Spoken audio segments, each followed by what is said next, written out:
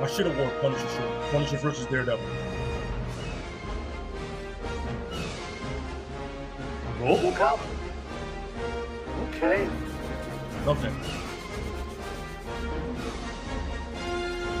Not 3 though. I love RoboCop 3. Don't get me wrong, but that movie's horrible. No, it's horrendous. The remake was fucking horrible.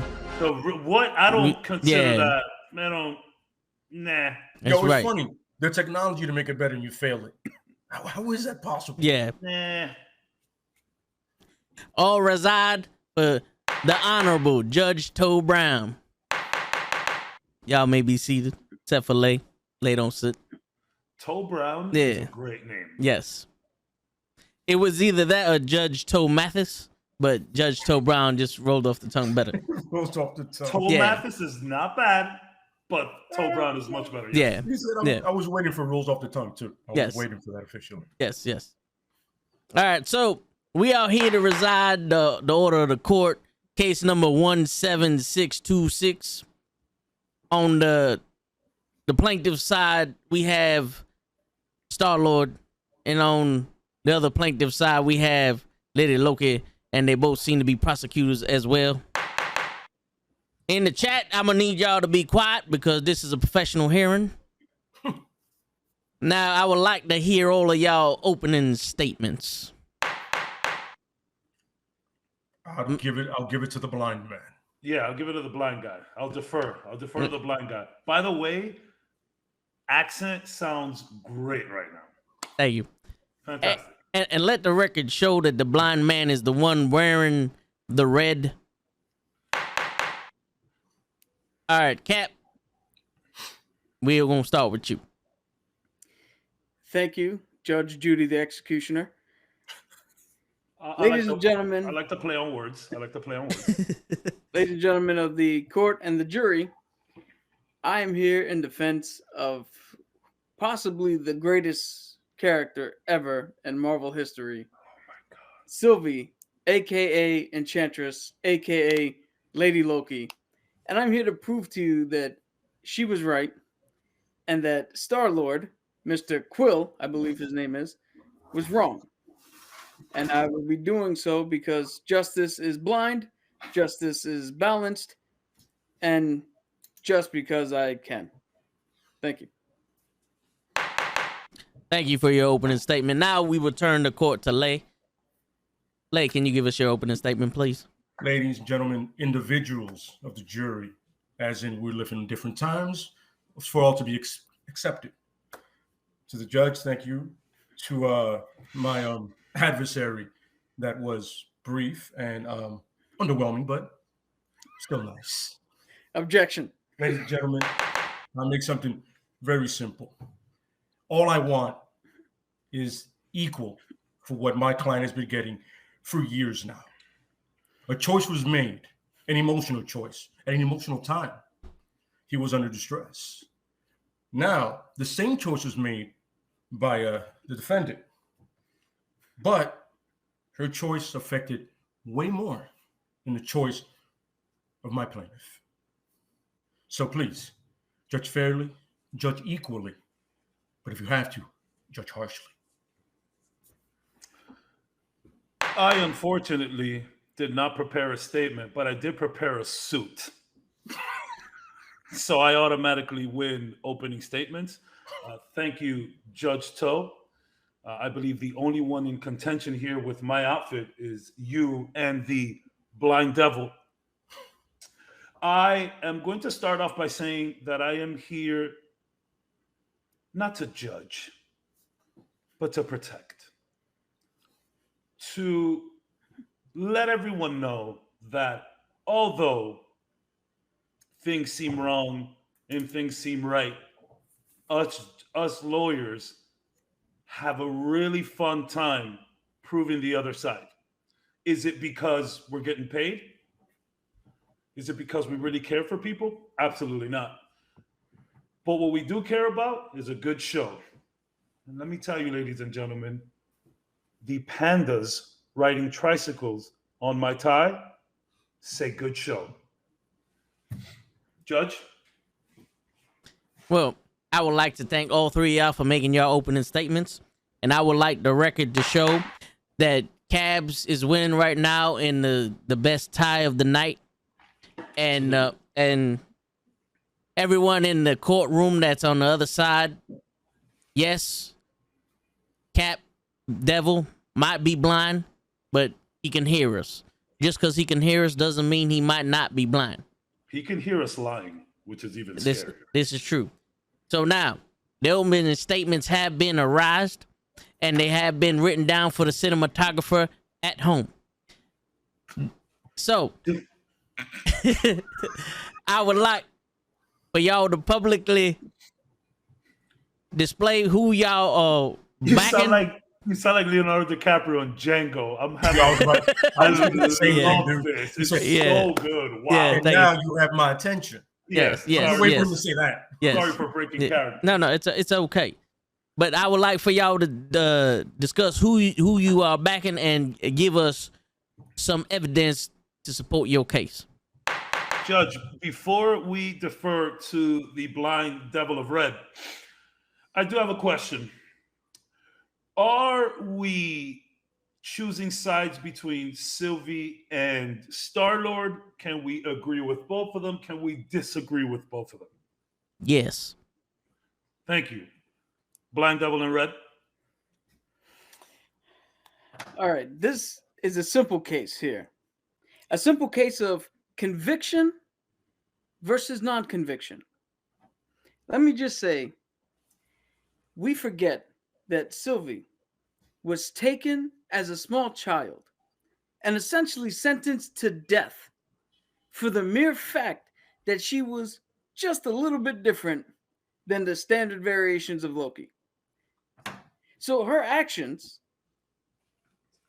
would not have been needed had her oppressors not came in and took her and robbed her of her life. So everybody knew that her plan was to find the man at the top, execute him, and topple this whole thing. All she did was stick to her plan. Let's see here. I'm gonna refer to my notes, that way I don't miss anything. So one of the major things here to consider is that he who remains himself said, if you kill me, this whole thing starts again. And he ends up right back where he started. So, as you know, my opponent here tried to point out that her consequences have a deeper grasp and a deeper meaning. They don't, because we wind up right back where we started. Now, there's some important things here to think about. There's 3 outcomes to this whole scenario. 1, he who remains does want somebody to take his place. All right. So if she kills him and restarts it, when they get to the point where they have to take Sylvie out, maybe if they leave her alone, she gets her life, because he already knows how it plays out if you let her. Scenario number 2, they prune her timeline, and they actually prune her, and she lives with the other Lokis in that dead zone. Which again, she gets to have some semblance of a life. No bad outcomes yet. Outcome number 3 is exactly what we saw. She kills him, and the timeline resets. What I will say now, and I'm trying to keep it brief because I had a whole bunch of shit here, but so again, she had a plan. We knew what her plan was, and she executed the plan. She's smart enough to know, all right, that her self-interest is not a valid reason to seize power, unlike our Loki. Because our Loki did not want to take over for the good nature of his heart. He's a selfish bastard.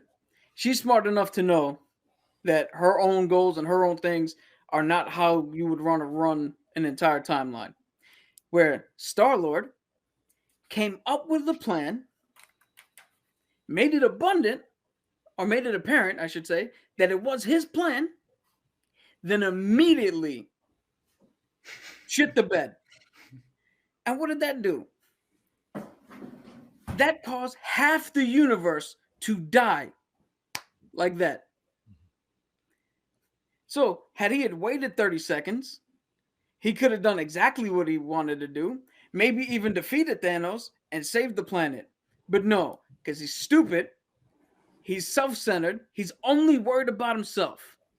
Where Sylvie is smart enough to know that she can't rule everything for everybody.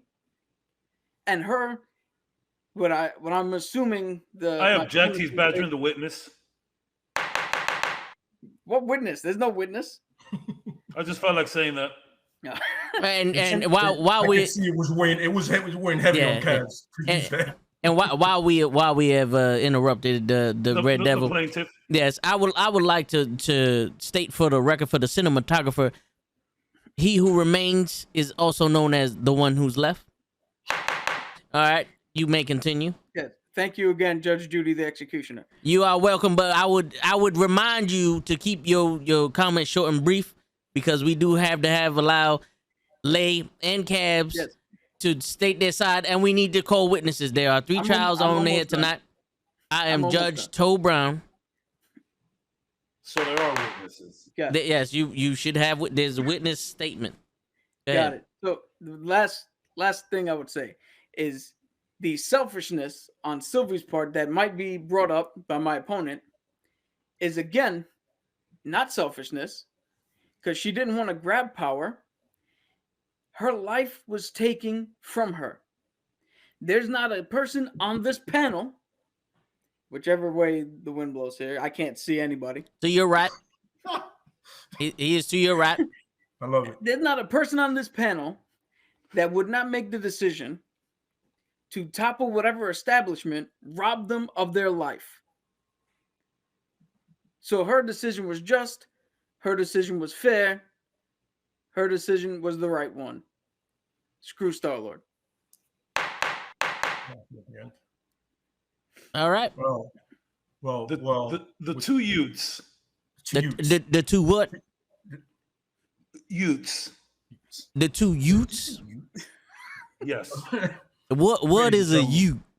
Ladies and gentlemen of the court. Okay, sorry. Go ahead, Lad. Mrs. Riley. My adversary here pointed out very well about the selfishness of Star-Lord. This I am not trying to defend by any means. What I'm defending, the point I'm actually trying to make is I want the exact same treatment he got for as long as he got it. For you see, my opponent completely forgets to mention the fact that a man that is as selfish, as self-centered as Loki can recognize the greater evil and tell you not to do something, you think you would listen to him. This man knows evil because he has done it. And he's explaining to this young lady, no matter how old she really is, she's actually way younger to make a decision like that. And the variant, once again, that my opponent completely forgot to say is that if you get rid of me, you will get worse variants of myself. I am the best choice of the variant to have here. If you do not recall that, it's on Disney Plus. You can go back and watch the episode. Well, objection. He's pandering, and he's a shield for Disney. That is pandering. That is pandering. I would like. So I make like this. My point argument is a lot like a blade, right? This one-sided. He does not recognize the faults of his side, and it is exactly what Sylvie used, something of this nature, to actually destroy multiple timelines at once, completely selfishly, unapologetically, and not for one moment thinking how many people will suffer because she decided I need to kill the man that took my life. But meanwhile, she was given a life. She had a drive. She had something to do. She had a goal. Before that, she didn't. Did she? No, she didn't. And I say it again. I'll make it very clear to everybody here. I'm not defending Star-Lord. What he did was moronic in every sense of the word. When Tony Stark is telling you not to do something stupid, Think about how spontaneous Mr. Stark is, ladies and gentlemen. And he's telling you, just like Loki told Silver, don't do it. Listen to it. Please stop. Did it anyway. So you see what I'm saying, folks? My adversary wants to tell you that she is not selfish. She is actually motivated, she is motivated, but she is very selfish. Because now what happens?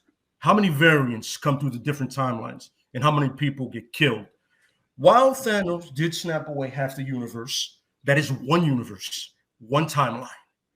Now we have multiple affected. Ooh. Who can say that Kang doesn't do that?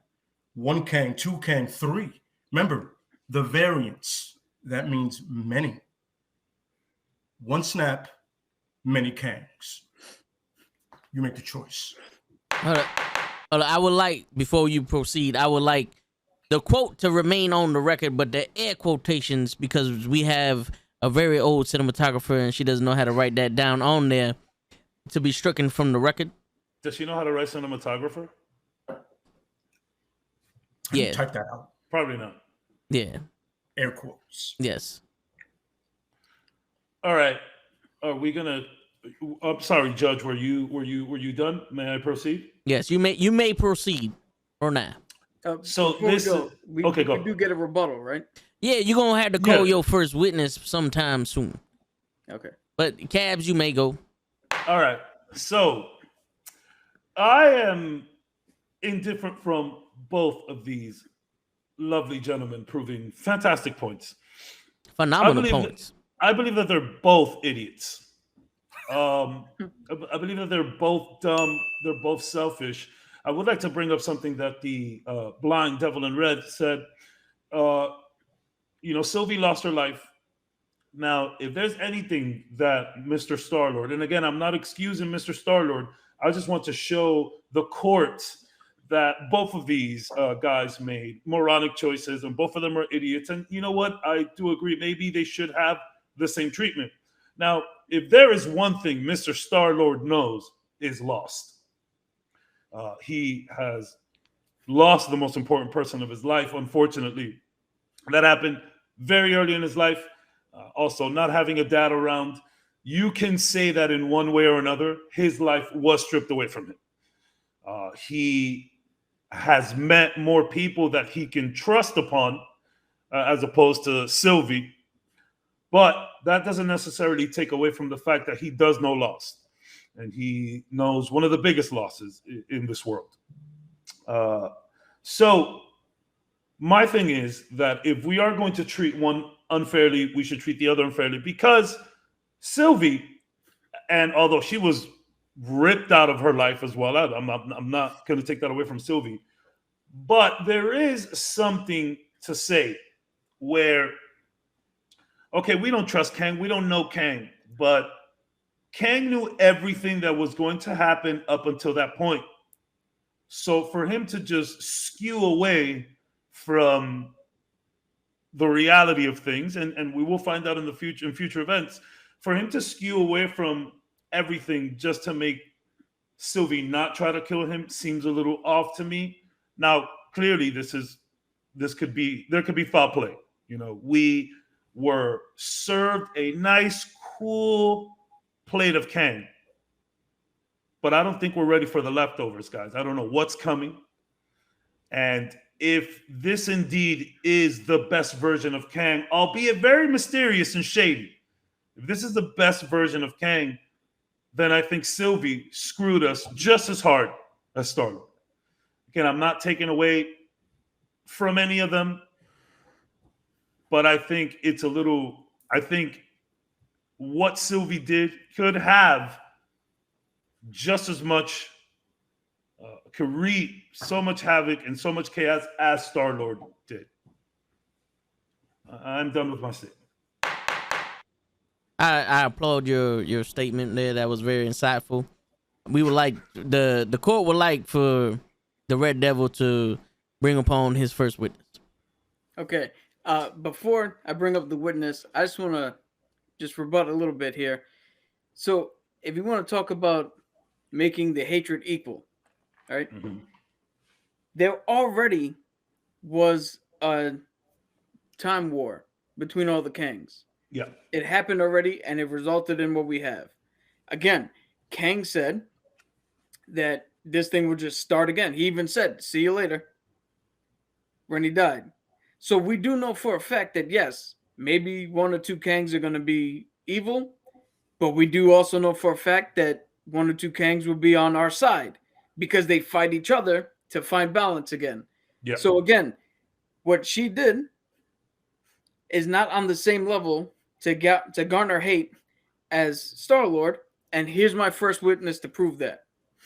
I would like to call Hawkeye to the stand. Whoa. All right, Hawkeye, you swear to tell the truth, the whole truth, and nothing but the truth? With an arrow straight through the heart, yes. Yeah, sure. Yeah, sure. All right, you may proceed. That was my best Jeremy Renner. What is going? Hold up now. We got. I better never get for anything. My cousin Vinny legit just showed up. No, yeah, seriously. Yo, hold up. Wait 1 second. We got disruptions in the court.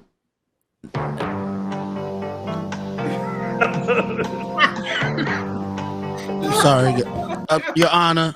My apologies for being late, but due to the pigmentation of my skin, I shall be allowed to be late. I have one question. I have one question for you, Mr. Nuff. What are you wearing in my courtroom?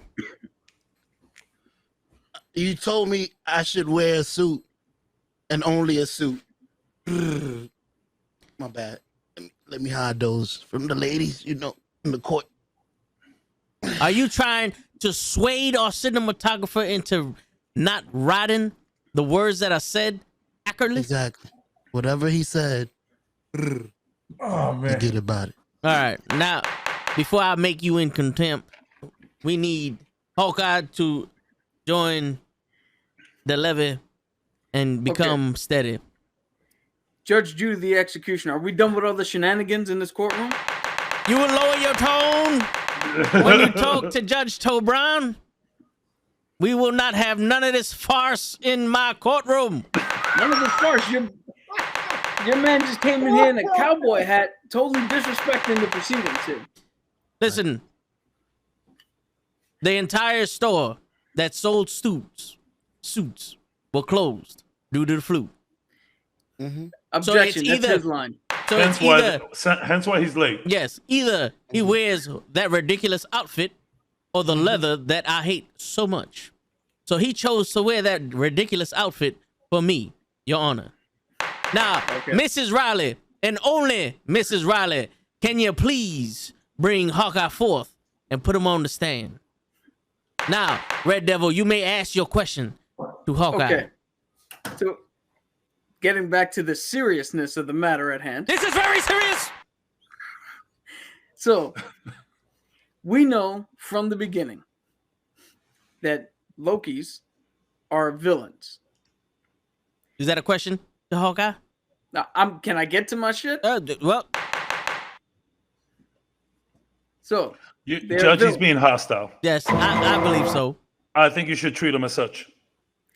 You can't treat the lawyer as hostile. You sure can. This is my law. Proceed. So, they're evil. Fucking hilarious. Jesus Christ. Judge Judy the executioner, she's hamming it up. So, she's evil. We know this.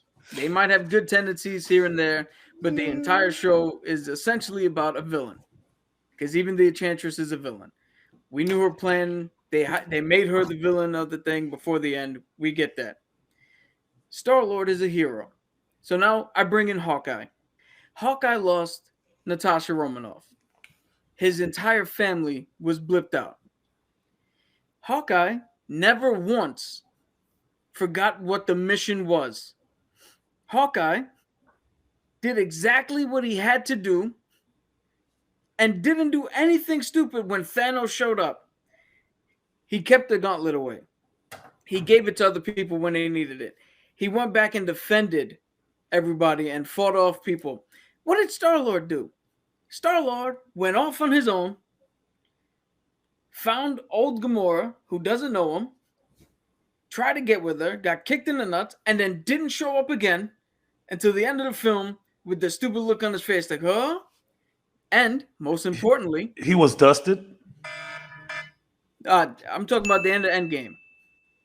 All this is Endgame now. You're correct. He was dusted though. He was dusted though in Infinity War. That's why he That's couldn't do completely nothing. irrelevant Oh, really? to my argument. Yes. Okay. I love it. I love it. Go ahead. It's irrelevant to what I'm saying No, I get Objection, it. because he Honor. didn't. I'm with you, I'm with you. Again, not only did he not really do anything during the battle with Thanos, where you could see Drax, you could see Mantis, Yeah. Okay. I see you what could see you're Rocket saying. Raccoon and I see. Groot do way more shit than he did. Mhm. At the end of it, he was trying to find a way to trick his own crew into finding Gamora. Because apparently that one person is greater than the entirety of life itself. And you know it was a trick because as soon as Thor came up, he switched the thing real quick. Which means he's going to lie to his crew instead of being straight up. So the hatred that he gets, as shown by the exemplary example that Hawkeye is as a hero, the hatred that Star-Lord gets is warranted because he's supposed to be the good guy and he acted like an ass. Sylvie is not supposed to be the hero. She's not supposed to be the moral compass.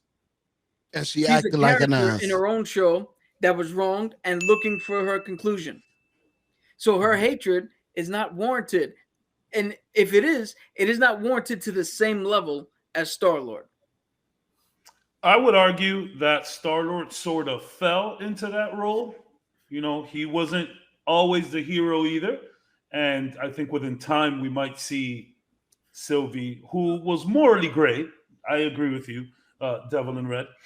She's more, you know, she's not exactly, I wouldn't say she's good, you know, but she's there. You know, she's done some good stuff. Now, the one thing about both of these characters is they're sort of similar in the way that, you know, the upbringing, the way that they were raised. They weren't always good people, mixed in with wrong crowds, right? And ultimately led up to this. Now, one thing I would like to point out about Star-Lord and him lying to his crew is that they all do that to each other. It's kind of their thing. Rocket Raccoon constantly lies to Peter Quill. Drax is busy Drax is trying to too be simple to lie. invisible. Yeah. He's too simple to lie. Gamora has to keep things from Peter Quill as well. It's just kind of what they do. So in a way, I'm not saying that your points aren't valid because Cap, Devil in Red, I respect all of your points. But again, it just seems to me that both of them do deserve equal amount of hate. They didn't do an equal amount of wrong. Oh, They sure did. Well, here's the thing. The reason you're right there is because we have inconclusive evidence as to what's going to happen with Sylvie. This court is adjourned. We will reconvene after Wait, Kang, I would- after Ant-Man. And I would just like I to would throw like one to out. remind. I would like to remind y'all that when you are done with the witness, you may say no further questions. But go Okay. ahead, keep going. I would like to just point out real quick that there is a working theory that Kang is actually going to be stopped by the teenage Avengers, I love not the that. adult Avengers. I love that. So how big of a threat This is is speculation. he? That's one of the theories. it's hearsay, but that's cool. No Yeah. I problem. mean, Yeah, it is a theory. This is a court where we are spitting facts. Look behind the lovable and honorable Judge Toe Brown, where he, in fact, shows you where you can get said facts by dialing 1-800-FACTS. Shout On out, the Joe. back of that, no further questions. Judge Judy, the executioner. You will refrain from. This is true. This is Now- fun. This now- is very fun. I have no questions for Hawkeye. I do have a witness. All right, Oh, you may somebody that call was up your there first when, witness. When our Lady Loki made her fatal judgment that pretty much doomed us all. Loki. Oh boy! Can you escort man. Loki to the stand, there. please? I wanted to bring Loki up to the Yeah, stand too. yeah. So Yeah, you will be able to cross examine the witness. Okay. Now, Sure. Loki, do you swear to tell the truth, the whole truth, and nothing but the truth? Aye. If you believe him, you're all fools. So His Well, hand was this placed is- on the Bible. This is a court of law where you cannot lie. Well, yeah, yes, and also the burden of proof lies upon you. So he is innocent until proven guilty. So if he is lying, you must tell us that he's lying and prove that he is lying. Okay. I am a god. I am above this court. That's a good Loki. That's exactly what he would say. This, good luck. this, for any other court, that may be true, but this is Judge Toe Brown, and I'm not listening to you. I could have been a rapper, but now let's proceed, Lay. Mr. Loki, or would you prefer just Loki? Out of respect for the gentleman, see, not just Hawkeye, not Clint. Just saying, you never met. First and foremost, I want to ask you three very simple questions. Won't go no further than that. One, when you arrive to the pocket dimension that he who remains, or the one that's left, according to the honorable judge here. That's right. When you came into contact with the individual, what was the first thing you thought? Understood? Guessing this is not what you expected, correct? Yes. No. Thinking something bigger, right? A little more dangerous. Two, did this individual not state very clearly that if he is killed, it will get worse from there on? Not only in this timeline, but in many others. Yes, he did state that. And just in case if anybody's wondering, this once again is on Disney Plus. Check it out yourself. Is that your exhibit A? That's exhibit A. And third, the last one. And what lengths did you go to stop her from killing that individual? What did you do to try to stop her from making that fatal mistake that, in retrospect, if you think about, pretty much sealing our fate? What did you do? Did you not battle the young lady to the point and try to drive her, make her understand that if you can recognize this era, she should be able to recognize it? I mean, sir, with all due respect. She also did use love to trick Loki. She tricked the trickster into knocking him back into another timeline so that she can, handle her biz. And for the cinematographers at home, she is Lady Loki, and the one she killed is the one who's left, aka He Who Remains. So, Also if the God of Mischief yourself can recognize the threat level that is He Who Remains, or the one that's left, and you're warning someone of not the same experience that you have, yet a fellow Loki, but not one that has the same experience that you have in dealing with said individuals, a Thanos, a Kang, your father, these powerful beings. What would you infer would happen if she didn't listen to you? Oh, that's hearsay. Wait a minute. Wait a minute. You ended yours with a hearsay. What's good for the goose is good for the gander. You didn't call objection. All right, I'm just saying it. He did object. That is honest to God. I'm following the rules that were set before me. I'm following the rules that were set before me. That's all. I'm following your lead, blind man. I will allow, if we're gonna allow one, we will allow the other. Exactly. This is a fair courtroom. Yeah. If I'm not mistaken, Late, when he did realize what she was about to do, he did try to stop her. She flipped on him. He took out the sword that the young Loki gave her and fought her to the point trying to make her realize this is not a good idea. I would like to cross-examine the witness. Lay, are you done questioning Loki? I told you just 3 solid questions. All right. So, Cabs, you may now cross-examine the witness. You are still under oath, Loki. Go ahead. Sir Loki. That's God Loki to you. God Loki. Big fan. I have one simple question. I won't put it in the form of a question because we'll have say an answer that might be more funny than proving my point. I do appreciate your humor. Yes. But the one thing about Sylvie that Loki will tell you off rip is that if we're calling Star-Lord selfish and self-centered for what he did for Gamora and how he tricked his people to find the new Gamora, we can definitely say the same thing about Sylvie. Her motivations were clearly to take down the TVA. That was it. And whatever she found in the back of the TVA was going to get it. It doesn't matter if it was Kang. It doesn't matter if it was, another version of her, another Loki. It didn't matter. So if we're going to say that Star-Lord is selfish, and he is, Cap, I'm not taking that away from you. We also need to say it for Sylvie, because Sylvie was just driven by one thing and one thing only: take down the TVA. She was very upset at Loki when he got her caught and back into the TVA. And what does she find in the TVA? That she's been chasing Ghost her entire time, and then moving past the time splitters or watchers, whatever those guys, I forget their name. Once she passed that, she found Kang. So all of the questions, all of the hate, everything she had built up for the TVA was, I wouldn't say that it was not valid. Of course, they did terrible things to her. But once she got past everything for the TVA, once she went up to the time chamber and all that good stuff, once she went past that and found Kang, she no longer knew what was there anymore. She was so driven by taking down anything the TVA stood for that she risked it all, didn't heed any warnings from Loki, from Kang, still did it because she needed to finish her mission. And in a similar way, Star-Lord did the same thing. He didn't heed any warnings from Tony Stark. He didn't think about what would happen after this. All he thought about was himself and him hurting Gamora and doing what he needed to do after that. I think they're both very similar situations. They're both very greedy. They're both evil people that are probably turned out good later on.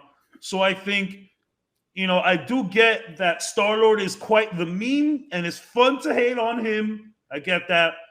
But I think they both made really poor decisions. No further questions, Your Honor. One more statement. Not a question for the witness. You can go ahead and you can go ahead and leave. Show will be able to. Mr. Loki, can I have my wallet back, please, Mr. Loki? Can I have my wallet back, please? And while we're at it, everyone in the courtroom check their pockets. Yeah, please. It is Loki. It's Loki, Sylvie, and Star-Lord in the same room. Something's missing. Oh, by the way, that's the point I wanted to make. Let's remember that Star-Lord was raised by Ravengers. He's a criminal, a scoundrel. Don't build him up to be something he's really not, sir. Okay. Remember, at the end of the movie, he does a little bit of good, a little bit of bad, a little bit of both. I think Cap was waiting for that. Captain America, sir. You just sprung the trap card. Cap was waiting for that. Cap, before you go, I would like to give Show an opportunity to cross-examine the witness. Show, do you have any questions for Loki? Mr. Loki. It's God Loki to you. God Loki. Did you ever get something from Sylvie? I mean, let me know. I mean, you fucked everything up. Objection. But sexualizing the witness. It was getting there. It was getting there. It would have gotten there if she didn't kill Kang, quite frankly. Very true. They would have ripped apart the timeline. Yeah. Because by the way, that was really weird that they were feeling each other. Yeah, I don't think. Look, I don't care. I don't care how hot she is. An alternate version of myself from a different universe, I want no parts of it. Well, Lawyer Cabs, I don't know if you know this, but you can't love someone else until you learn how to love yourself. So he was learning to love himself in one way or another. I can't stand myself. So maybe you should give some good, sweet loving to yourself, and then we can see what happens. That'll happen later on. So, TMI. Yeah, there you go.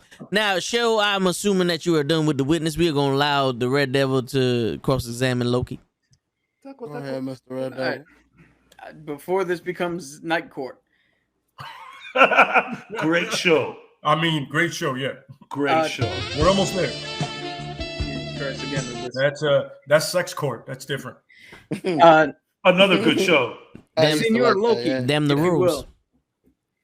I have something to bring up here. You have said that he engaged in fisticuffs in order to prevent Sylvie from doing what she was doing, right? Absolutely. Now, was he doing that for the fact of saving the timeline? No. He was doing that for his own selfish reason to gain control of the timeline, which means Sylvie's choice is... He literally told her that he doesn't want power. That Bullshit. he said it. Yeah. He also Sir, said a whole bunch of other things that turned I out to refer be you to false. Disney+. He is a known liar, and you Yeah, cannot refer trust you to anything he Disney+. says. Well, then, Order in that the is- court. Order in the court. We So, are again, going. I'm just saying he said over the it. He rails. said it. No, what This he is a says different. is This is a irrelevant. different. And This again, is a different Loki now. This is This a is different true. Loki. She got We stuck. saw What's the going on, Jason? character. No, We no, saw no. him build. Yeah. she got stuck in two different places.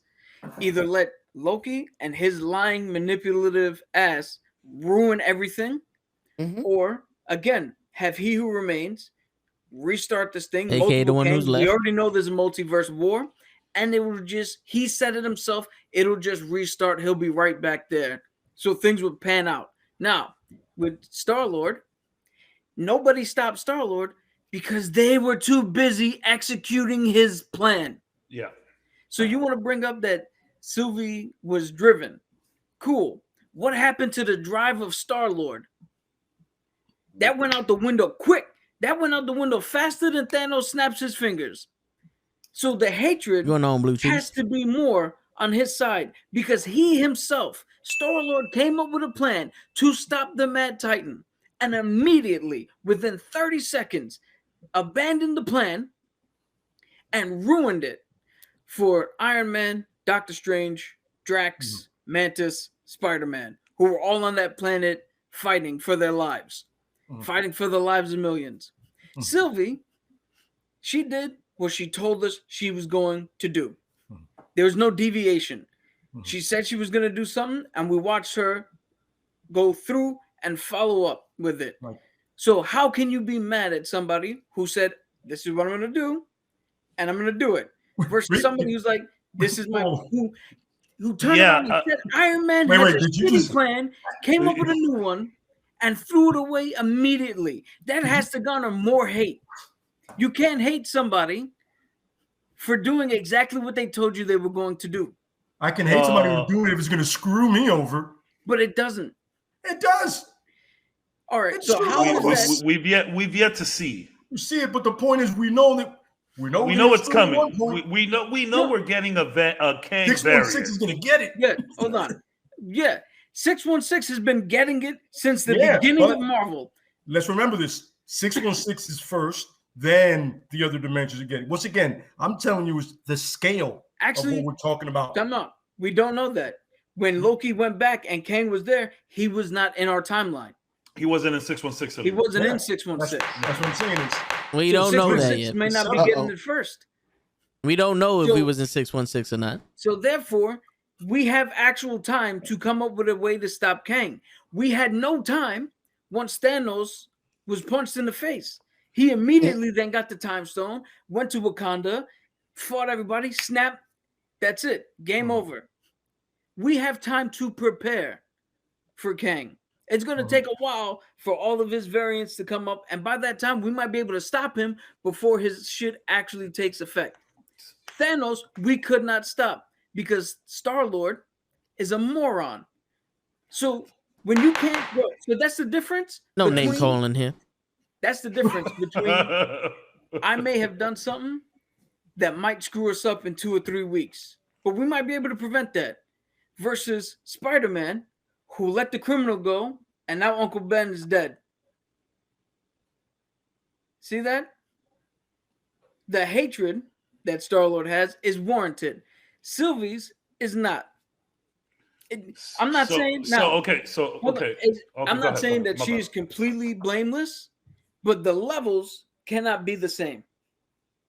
They cannot be the same. The only way they could have been the same is if Loki ended with Kang murdering half the multiverse and no more movies. We don't get Shang-Chi. We don't get Spider-Man. We don't get WandaVision. He's already done it. Okay. And we know he hasn't.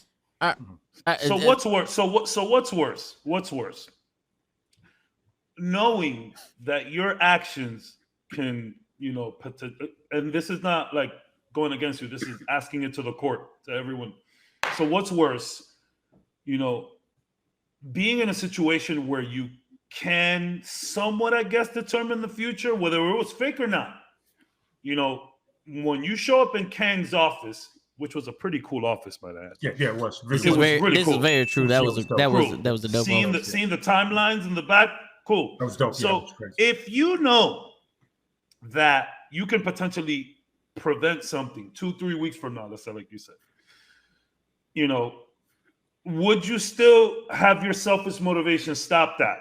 Or, just throw it out of the window and still do what you are meant to do? You said that you were going to do it, we're going to do it. Or you devise a plan, everything's been going to shit, you finally got it. And then you hear horrible news about something bad happening to someone you love. And they had it right there in the bag. I feel like the more we explain it, I feel like the more it feels like a very similar situation. I get that the fate of the world was more at stake when Thanos was there, because they're in it. They're in it at this point. They are in the shit. We need to get rid of Thanos immediately. But Sylvie, and this is why I say that there has to be some type of equal blame, because both of them were in a situation where they could have prevented something. Now, do we know if taking the glove away from Thanos stops everything? I mean, Thanos is still a pretty powerful being with a hot army behind him. It's the Avengers. They would have probably ended it. And we know that the Avengers are going to do something to end Kang. But both scenarios seem more similar the more that we talk, where they both knew what can happen. They both knew the responsibilities. They both knew what could happen out of this. One person received horrible news about the person that he loves most and lost his shit. Where you have a calm and composed Sylvie who basically did what she was set to do already. TVA was done. Go live your life, mama. And you still, by your selfish needs, decided to, I don't care what is left. I am taking everything out of the TVA. I don't care what happens. But to me, they're both very similar situations. Both of them were equally selfish. I would before you I just want before you talk, Cap. I would just like to say that LaFlaca says that we are all looking handsome. Thank you very much. I just want a clarification real quick. Is your question, what's worse, doing something with a consequence that can be dealt with at a later time and possibly averted, or doing something with an immediate consequence? Is that your question? I was asking who's worse off there. Yeah, it was just Cool. But again, that was to the court. That wasn't to prove a point. But I mean, they took care of Thanos too. You don't understand. I know my client is an idiot. Yeah, no mistake about it. We know that. A moron. Like, he is literally a moron. I'm being real here. But this thing is a moron getting emotional use. That's a horrible balance. Sylvie was driven, calculated, and committed, and still was warned not to do something, and she did it anyway. If that is not selfish, she was warned by a known liar. If that is not selfish, tell me what's the definition of really selfish is. You're told not to do something. She was also warned by. She was also warned by. She was warned by him and Loki. Yeah. Hold on. Loki would never warn anybody about doing anything stupid. But he's like, he's recognized. Hold up, wait a minute. This dude is literally telling us and showing us it'll go to shit if we do this. Let's not do this. And it was still done. I get Star-Lord's point. Believe me, when he first did it, I was absolutely furious. I was in that theater like, if I could find this dude, I'll punch him in the throat right now. Okay? But at the same time, same for her. You were told by the being himself, don't do this. It's going to go left. And even Loki's like, let's think about this before we do anything. Two people that have been around for so long and have been through so much are telling you, easy, and you still do it? How is that not selfish? I just want to point out that Cabs, and again, for me, he's over there. Yeah, that's what you're actually correct. He's that way. That's what he's pointed out earlier that towards the end, he who remains was goading Sylvie into killing her. I don't remember saying that. That is something you brought up. Show, can you get the cinematographer to look that up? No. Thank you. Check the tape. Check the tape. But go ahead, Red Devil. Take tomorrow. Check the tape tomorrow. Go ahead, Red Devil. Wait. So I said that Kang, and I'm sorry if it was a confusion. I said that Kang told Sylvie what would happen if you kill me, and he already. Oh, what I said was he already knew how everything was going to end, but he still gave her the choice. Yeah, but you also said that he seemingly switched from trying to stop her from killing him. I didn't say Kang. I said Loki. Loki tried to stop her. That's what I meant. I meant Loki tried to stop her. Because because he didn't try. Kang didn't try to. Kang told her like, "Yo, chill." But I meant like the fisticuffs that they fought, and then she knocked them to the other dimension so she could go and handle business. Yeah. That's what I meant. Sorry, I am sorry, Blind Devil. I know that you hear through everything, and I do apologize for the confusion. Real quick. I would like to introduce Toe Tags because he has some information that's pertinent to this case. Yo, what's going on, everybody? I'm listening. Yo, son, you mad late? Where you been at? Yeah, well, you know what it is. I'm spectating right now. You know, I'm jumping in and out. Show came here early and you're late. Well, listen, I was here, but I'm in the back. I'm with the cinematographer. I just want to, do a little fact check here. Cool. I just want to do a little. Judge Judy the Executioner. Oh well, no, I'm watching in the back. I see him. Yeah. But I want to, just interject here. Lay, you mentioned that Loki and Kang told Sylvie not to do what they did, but also when Star-Lord was pissed off and he was questioning Thor, everyone in that scene told Star-Lord to stop because they had Thanos. I just wanted to put that point out there for you. No, yeah, we both. Spider-Man said it. Toni said it. Yeah. Toni said, "Yo, it's almost off." Yeah. I just almost got it, bro. Yeah, I just wanted to make that point. You know what I'm saying? Perfect. But let you guys go back to doing your thing. I would also like to point out that Star-Lord was a crime of passion and Sylvie was premeditated. But y'all go back to your thing. Thank you, Judge. Funny. Yeah. That was part of my closing statement. All right.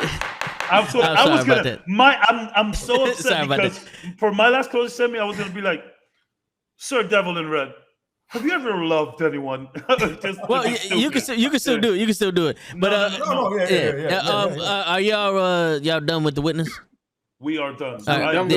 I'm done with this one. All right. I was not aware Loki was still with us. Yeah. He's still on the thing until I can tell him dismiss him. You may leave. Cabs, do you have the alligator by this time? Yeah, Cabs. That's my star witness, but he's a little hungry. Yeah. This has been an hour already. Yeah. Yes.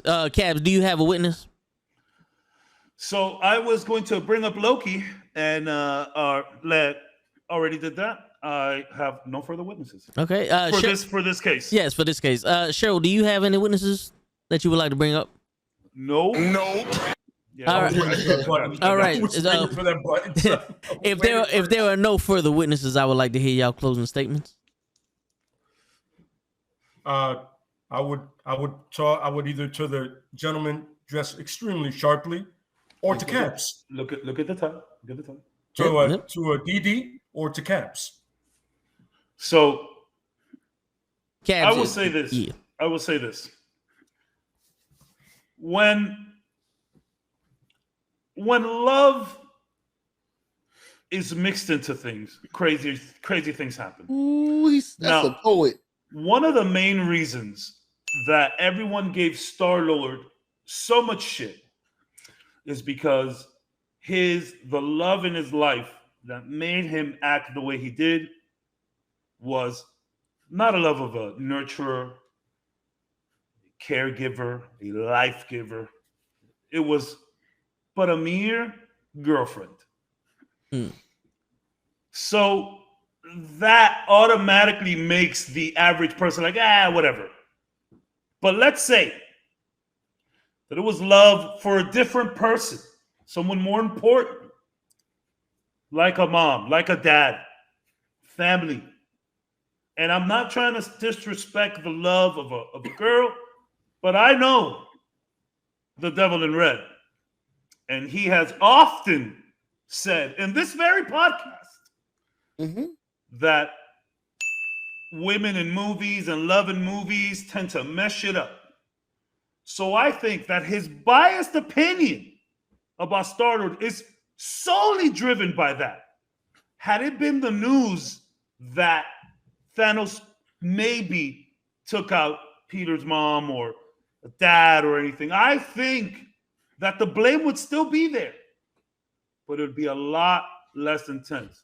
Now let's look at Sylvie, who wasn't driven by anything but rage and hate, not love, not that beautiful warm feeling we get from a hug and a kiss from someone important, or when you microwave the food perfectly that you don't got to put it back in. It's a great feeling. Yes, it is. Yes, it is. It wasn't driven by anything warm and bubbly like that. It was just sheer hate for the TVA. And once she took down the TVA, she made it a point to continue the rage and not only break the trust that she's had with Loki, but kill the person who has been watching our timelines closely for years, who has kept us safe from other variants of himself. Now, I am not saying here that any one of these two is less or more to blame. I'm just saying the blame should be equal. Ladies and gentlemen of the jury, podcast, vote wisely. Vote with your heart, like Star-Lord did. I'm done, Your Honor. Hold on, before you guys speak, I would like to... Can I please go next? Well, I think we can cover. All right. Go ahead, Cap. Go ahead, Cap. So, Your closing argument. ladies and gentlemen of the jury, Your Honor, my fellow lawyers here, combatants, I was asked if I've ever felt love. And the answer is no. But since you want to bring up love, simple facts of the case are Sylvie, the woman, finished her job and came to completion. Has there ever been anybody mad of a woman coming to completion? I say no. Now, Star-Lord, as the typical man, if he would have just lasted 30 seconds, everybody would have been happy. But no, he was premature, and everybody hates prematurity. So, if you want to take the facts into consideration, does prematurity deserve the same level of hatred as to completion? You are mistaken if you think they do. That was good. Sir, women never complete. That is a myth. You did. I'm telling you right now, then you were doing something wrong. Anyway. No. Sir, look at my tie. Closing statements. I've made some girls complete in my time. Okay? This is true. This is true. It's one of those pandas, one of those times. That's right. With the panda tie on. I would like to point out that the man with the panda tie is, of course, knowing that women don't go to completion because pandas don't mate either. But anyway. Technically, when I'm done, they're done. But go ahead, complete your statement. Sir, I would like to present to you how much I've completed. Do you see that picture over there? No. I can't see it? No. Well, oh, wait. Yeah, it's small. It's small. There's two big heads over there. One of them is mine. The other one is my seed. So yeah, no, he has completed. This is true. I am the epitome of completing. Well, you technically you completed. She may have nodded. I completed. But when you are done, she is done. I prematurely completed. No. Back to my argument. Back to our argument. And while I do appreciate your comedic approach to the situation at hand. Back to the argument here. So closing. Go ahead. Yeah. In closing. The level of hatred, again, has to be appropriate. One, immediately caused the death of half of the known life in our universe, or the 616 universe. The other has unknown consequences because we already know that there was a multiversal war previously, and we know the outcome. We know that this will spark a new multiversal war, which again there are kangs that will be on our side. Mhm. So the consequences might not even come at all. We might be able to come to we might be able to get to a conclusion before any drastic measures have been affected. Therefore, the level of hatred for Sylvie should not and cannot be as high as they are for Star-Lord. That's how you must vote. That's how the facts weigh out, ladies and gentlemen of the jury. So please take that into consideration and vote and judge the way this is supposed to be. If it pleases the court, can I bring in one last final witness? At the closing statements? What the Yes. It pleases the court. It does please the court. It pleases the court. I would like to bring to the stand Dr. Stephen Strange, MD. Say what? I only have one question for you, Dr. Strange. It's Doctor Strange. It is Dr. Strange. Do you swear to tell the truth, the whole truth, and nothing but the truth, Doctor Strange? I do. He does. He does. Dr. Strange. After Peter Quill did what he did and messed everything up, you went into a state. You fought the Mad Titan, and you fought him well. Kudos to you. I do have a question.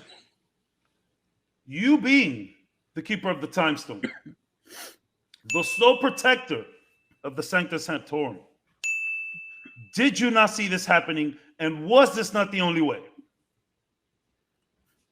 Ladies and gentlemen, I rest my case. I had to cross-examine this witness. You may, Damn. but keep it short. Yeah, Dr. Stephen Strange. So Sylvie did what she did, and we've argued that point, and I've made my closing statements, so I don't know why we're doing this part. But anyway, one question for you.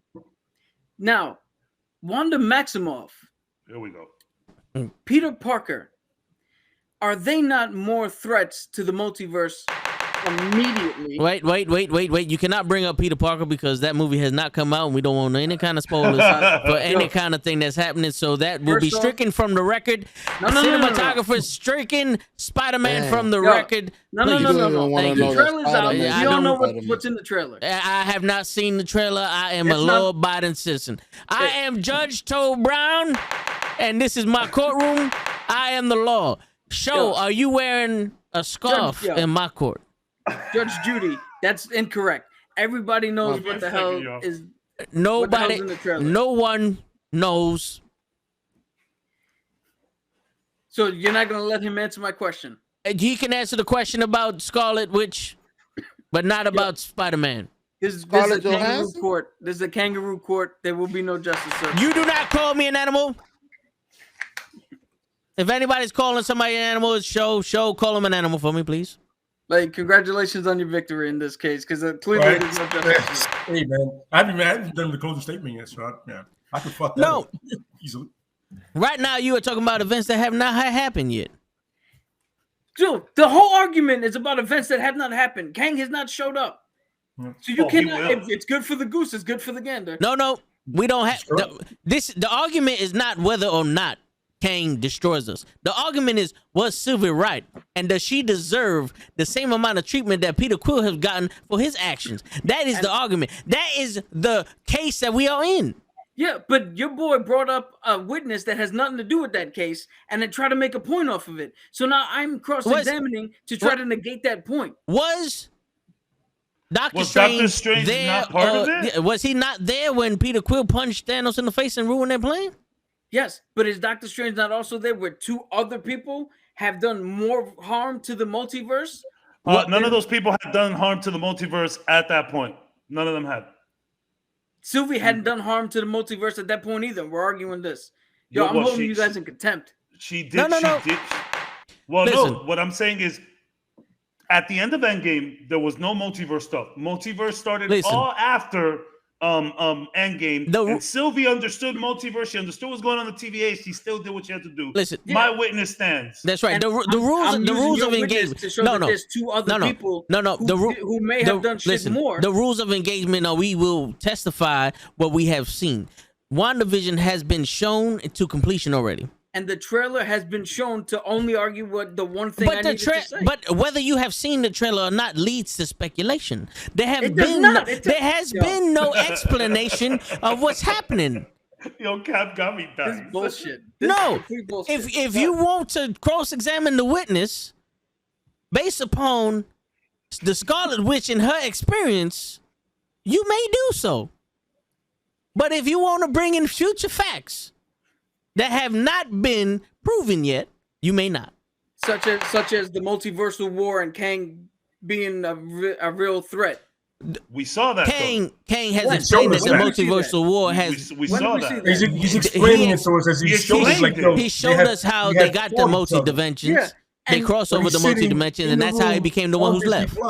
And they explained the same thing in the shit that I'm apparently not supposed to talk about. To be fair to Cap, we had some rumblings in Spider-Man: Homecoming about the multiverse. So I'll give you that, Cap. I'll give you that. No further questions. Go ahead, lady. Do your closing statements. No, it's okay. I want to ask Dr. Strange one thing. Yeah. How bad is we fucked up your life right now? You gotta deal with all this shit at the end of the day. Objection. Badger the witness. The other two fucked up his life. The other two. I'm asking him a question. Yo, listen, you asked him. This is a witness I have not spoken to yet. I should have never bought a book. How messed up is your life going to be? I did it on purpose. Polite way. In a non-New York way. How messed up is your life going to be now? Well, you got to deal with the ramifications. To be honest with you, Lay, that is also speculation because we have not seen any kind of backlash on Doctor Strange. Mm-hmm. So that question should be stricken from the record as well. But you may continue with listen. You may continue with your closing statement. We have 2 more cases. Yeah. So, ladies and gentlemen, the court, jury, individuals. I stand corrected. Excuse me.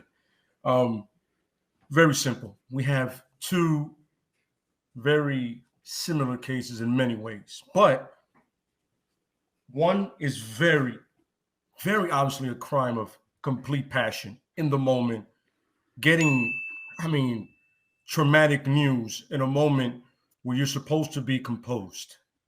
Could you imagine doing that? You're in the middle of whatever important job you have, and all of a sudden you hear some devastating news. What's your first reaction? Could it be rage? Could it be sadness? Probably punch somebody in the face. Could it be a little bit of both? You never know. Now, the other one is simple, cold, calculated hate, period. Medical did it, took down the TVA, realized there was something behind that and kept going, but was warned by the individual itself that was the victim and by another version of themselves. 2 individuals way more experienced in these worlds and understands the ramifications of what's happening. The individual that was murdered literally explained right in front of them with pictures, with models, what happened right in front of them.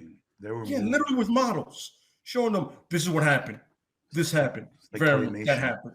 Yet, literally with malice in her heart and anger and rage, but cold and very cocky and understanding what's happening, fought herself, very nerve herself, to complete the mission that was told don't do by 2 individuals. And did it on a level that, which is right, we have not felt the ramifications, but who's to say it's not worse? But we will. Who's to say it's easier? You see, the devil that you know and the devil that you don't know. I would argue that ramifications were felt immediately when Loki went back into a different timeline. So, yeah. And I'm saying this. But it wasn't half the population getting dusted. Peter Quill was a devil that we knew. We knew what was going to happen with that if they didn't complete it. This is a devil we don't. So now we sit and wait because somebody decided for all of us, literally in one stabbing motion for all of us, that she knew what was best. She may have not known it, but she did that, ladies and gentlemen, period. She thrust that blade into the torso of he who remains, or the last one left, on the house on the left. That's right. She did it. Ladies and gentlemen, she made a choice for all of us. And none of us had a say in it. So, you tell me, is this the kind of person you want not to get the exact same kind of hate that Mr. Quill is getting? Once again, simpleton. Know this. Here, more intelligent, more cold, more calculated. Passion, planned out. And a choice made that we will all one day suffer for. No matter what, my Adam Side wants you to believe. Might? No. Inevitable. Yes. We have to look back on this episode later on to see what happens. Like after Ant-Man comes out, we gotta come right back to. Oh yeah, Yes, absolutely. yes. Yeah. I'm just glad that I had the choice when we all got snapped up. Well, hold up. Well, all right. So, show, we would like to hear your closing statements. My closing statement is, I feel Brother Loki, or God Loki, attempted to act like he was gonna try to stop his girlfriend. So he's kind of guilty. 'Cause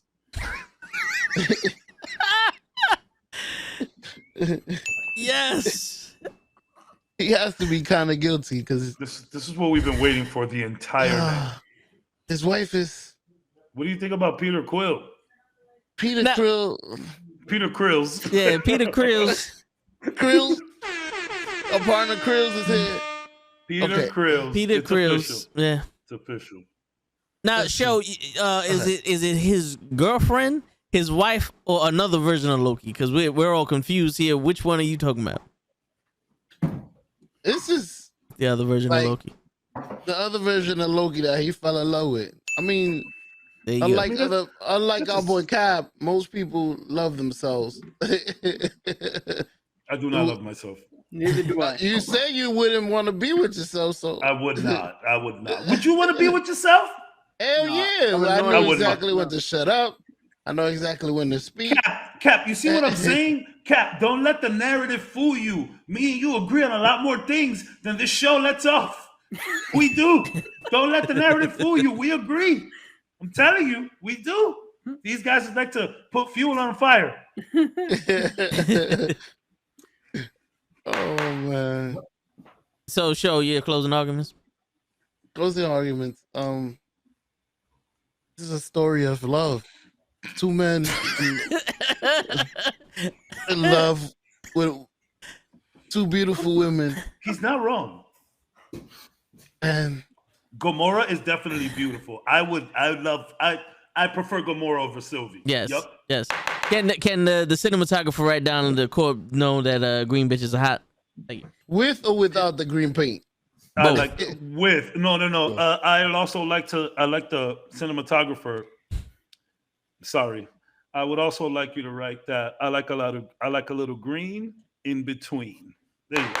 Mm-hmm. That's Yeah, right. and I would like the cartographer to There you go. put on the record that this is a kangaroo court and it's a sham. That would be stricken from the record. Perfect. I would like the pornographer to put And the cinematographer, can you put porn in parentheses and quotations? I'm gonna start an all alien porn magazine called Green Betweens. That's it. Ooh. Let me guess. Ooh, It's out of Gonna be a this whole world. lot of bush in All right. that. So has everybody Yo. finished their closing statement? Aliens probably have hairy. Yeah, it's probably bush. Yeah. I don't mind. I don't mind. Very nana. Yeah. Keep it natural. Keep That's it it. natural. I That's don't mind. it. Keep it natural. That way I know you're not fucking around. Word. If you're not shaving, it's not in use. That's how I look at it. Yeah. If you're not shaving, it's not in use. And that's words spoken from a true pimp. All right, so has Yeah. everybody finished their closing statements? Yes, sir. All right, we will now go into deliberation. Show, can you hit the Law and Order beat?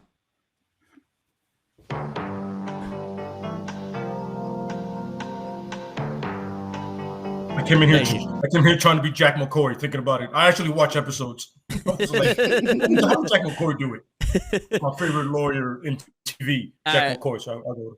So The verdict is in. hold up. We like to the chat. Wow. Can No deliberation, huh? Well, the chat will deliberate right now, and they will decide who's guilty is not, and we will also deliberate, me and Show, amongst ourselves, and we would have a 50-50 vote. I don't think the court knows anything that we're talking about. It's all right. So, chat, does Sylvie deserve the same amount of aggression and blame? Vitriol. Thank you for the big word. I needed it. Gotcha. Vitriol that Star-Lord, aka Peter Quill, had when he punched Thanos. Does Sylvie, when she killed the one who's left, deserve that same kind of treatment? I want y'all to vote right now. If she's guilty, put 1. If she's innocent, put 2. And if no one votes, I swear to God, I hold you all in contempt of this fucking court, because you don't know. I know exactly where you live. I know your social security number. And look at the face on Show's face right now. I got a question for the jury before they go into the room. What?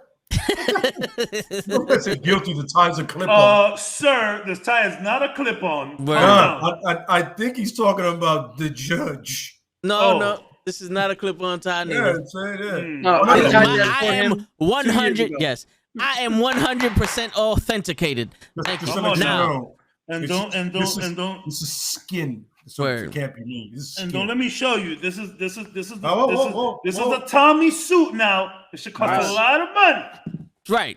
Now he's got that Tommy Hilfiger. If she's guilty, it's what happens when Prime hits you up to use your account. If she's guilty, press 1. Put 1 in the chat. If she's not guilty, press 2 in the chat. Pro Wrestling Podcast already said guilty. I do have a question for the jury. How many lives? I know how many lives Peter Quill's Quill, like the duck. Peter my boy Quill. Yeah. Peter Quill. I know how many lives his mistake cost, which is half of the world disappeared. Half of the universe. How many lives did Sylvie's mistake? Yet to be determined. Well, technically, she did kill one person. Yeah. Yes. TBD. And not only that, we don't know what's up with. Yeah, she did. She did get and she chopped the head of a couple of robots. Robots don't count. Yeah. They're not robots don't count. Outside of the realm of the world, robots do not count. Wait a minute. Didn't she kill a bunch of TVA agents? Nah. That's a lie. Yes, she did. She's not killing TVA agents for a long time. They go back to the. They go to that place. They don't necessarily die. Oh, that's that dark world where we see Kang. Where we see Kang Tower. Yeah, she killed the person you shouldn't have killed. Yeah, she killed the one. One for guilty, 2 for innocent. The one on the house on the left. That's right. We have one guilty. We have one guilty. Which case is next? Are we gonna do the Cap case next? Oh, we'll do Ultron and we'll end with the Cap case. Oh, thank God cool. I could take this shit off. Yeah. Listen, man, you're robbing us of your beautiful eyes. This is true. All right, so show. Just let me know when the Cap case is on, because I can see the relief in him. Yes. I can see the relief. Show me and you will deliberate right now whether they are guilty or not. You cannot take any advice from the other lawyers in the building, and this has to be solely based on your opinion, based on the facts that are brought up upon the case. And also, he did not fuck the Lady Loki. Wait, Monica Lewinsky was in this? Ooh. She was one of the people who got snapped from Peter Quill. Okay.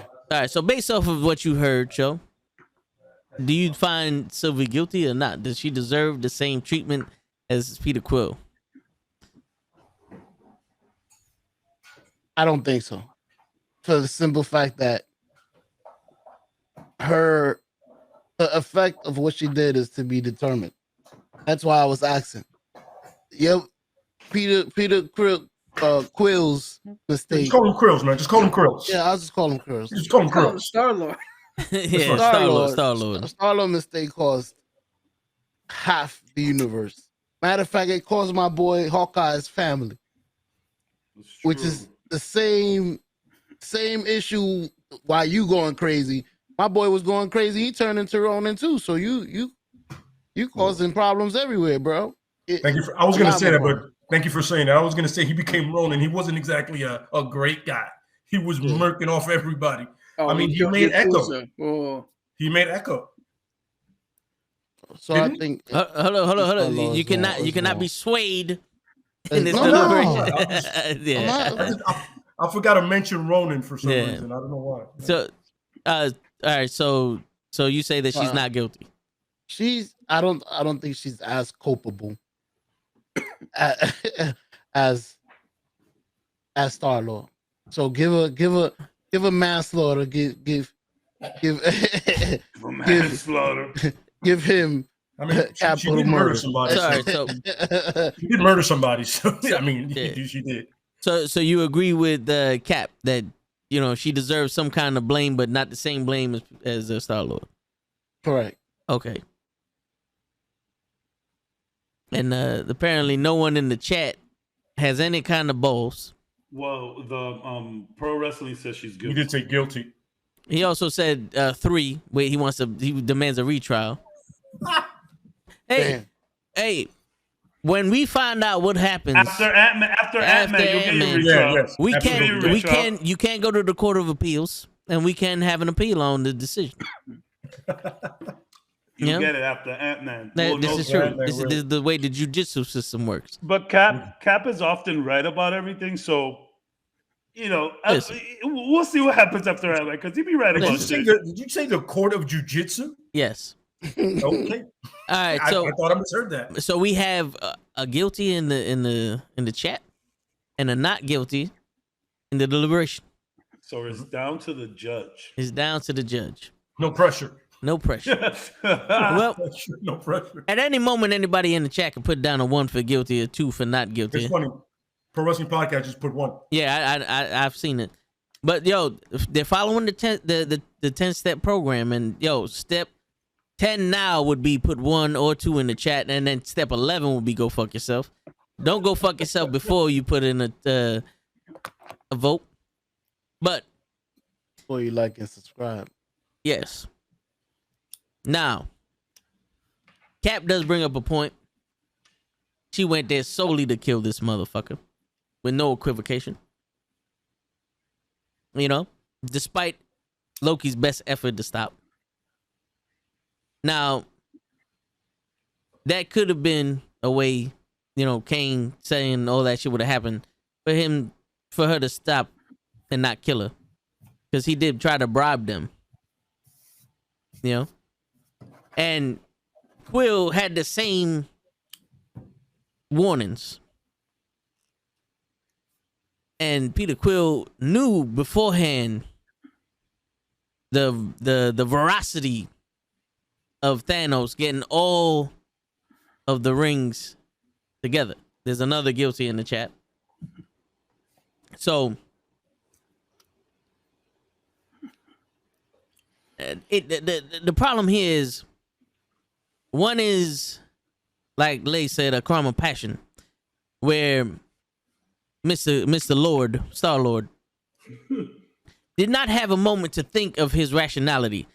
Because if we all been in a place of anger takes us over. There is no rationality, there's no thought, there's no reason, there's no rhyme.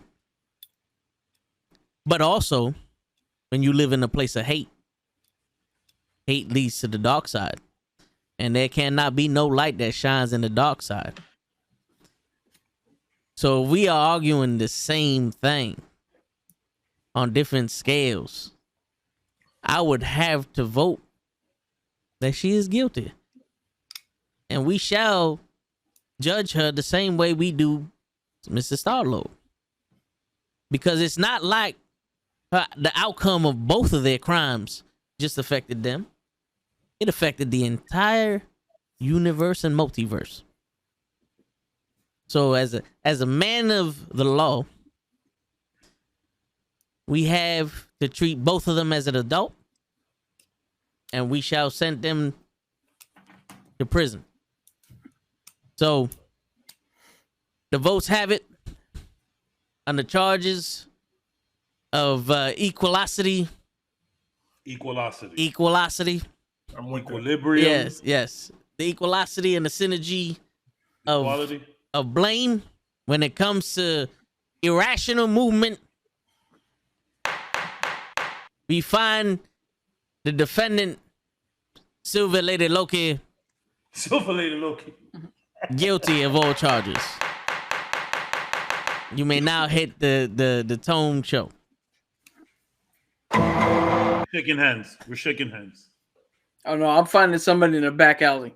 You took off the suit, bro. You got to put the suit back on to hurt somebody. Put the Yeah, suit back on. Put the yeah, suit back yeah. on. You Yeah, got to yeah. put the suit back on to hurt somebody. It ain't no thing to put that back on. Oh, Yo, yeah, so yeah, look, yeah. basically, we just put Star-Lord back out there for you. Go get him. Yeah, there you Go go. get him. There you He's go. out there for you, There you bro. go. Go get him. All right, this court, this subject of court has been adjourned, but now we have the matter of case 7257, or as show likes to call it, 7070. That is 77 out of 100. Yes. that number was strangely close to the number of my building. Nice. 7275. That's crazy. Well, because the incident happened right next to your building. That is true. Yeah. That is true. I know Tony Stark personally. Yes. All rise for the Honorable Judge Toe Brown. All right. Now, show. Today's case will be, was Tony right in building Ultron? Now, I would like for the lawyers to explain the side that they are on and give an opening statement. We will let Lay do the first opening statement. Wow. Okay. Didn't expect this one. I believe Mr. Stark's mind was in a very traumatic state at the point. I'm sorry, this is for Pro Wrestling Podcast. Nah, we slacked up, yo. I got short tongue. The gentleman had been through so much, and he had caught a vision of what he believed the future would be, which was true. But how do I say this in a very politically right way? He fucked up. Mm-hmm. Essentially, trying to protect the world, he doomed it in its own way. So his mind, his heart was right, but his mind was way off. By the way, let us be honest and also blame Bruce Banner. There are two parties in this. We do not just leave one party out there. Bruce Banner was also part of this. So make sure they're both guilty. I believe he made a horrible error and he was wrong. So ladies and gentlemen, please understand, this was all Tony's ego driving him. Beautiful opening statement. We will now go to Show. Show, can you give us your opening statement? Beautiful opening statement. Here we go. It's the money one right here. Tony Starks. He got a lot of money, right? True. He does. Right. Yep. So why not be like Elon Musk and build shit? I mean, you never go wrong. Build Ultron. What was the name? Ultron? Dutron. Ultron.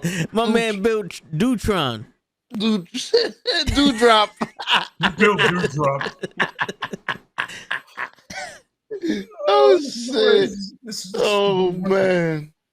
So yeah. Let that man build whatever he wants. But go ahead. So, just to be clear, your opening statement is everything Lay said was bullshit. And I have to stricken that record from the record except for thank you. Apparently, I'm not gonna lie to you. I didn't understand what he just said, but I'm with it. Yo, he built Dutron and he's rich, so fuck it. He's right. Yeah. Dutron is gonna be part of Diamond Comics. Yes. That's one of our first main villains. Dutron. All right, Show, thank you for your eloquent opening statement. Appreciate you. It was almost like a soliloquy. That was beautiful. Yes. You would have to keep your opening statement down to at least 5 minutes, but we appreciate you showing up to the court. Now, Cabs, are you ready with your opening statement? I am, Your Honor. A wise man once said, by the name of Moiza Azim. He said, when people try to find peace in gun-led destruction made its way forth with a sign that says infinity ahead.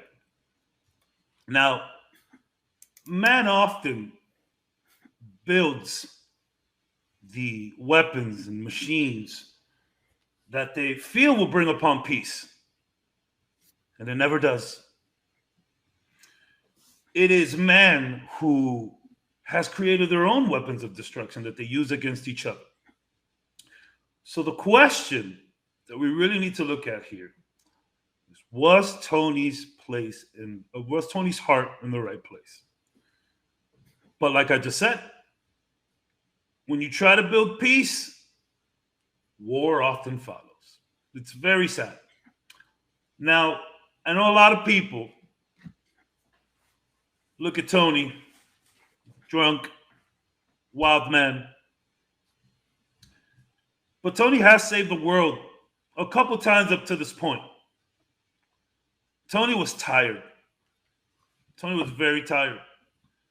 And while building Ultron might not have been the best thing to do, we ended up receiving one of the world's best heroes because of it.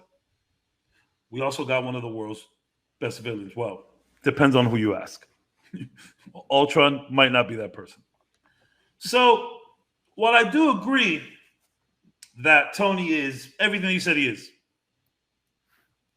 brash, egotistic, I think this was the one time up until this point where he was actually being sincere.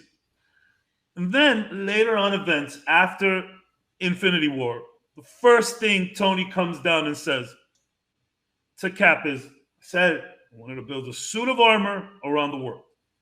Now, how badly would he have messed up to get there? We don't know. But what I'm saying is, he was right in trying to build something that would help us. Although it would eventually lead to war, he was right for doing it because he didn't build Ultron. He tried to build something else, and Ultron was a byproduct because artificial intelligence is nuts.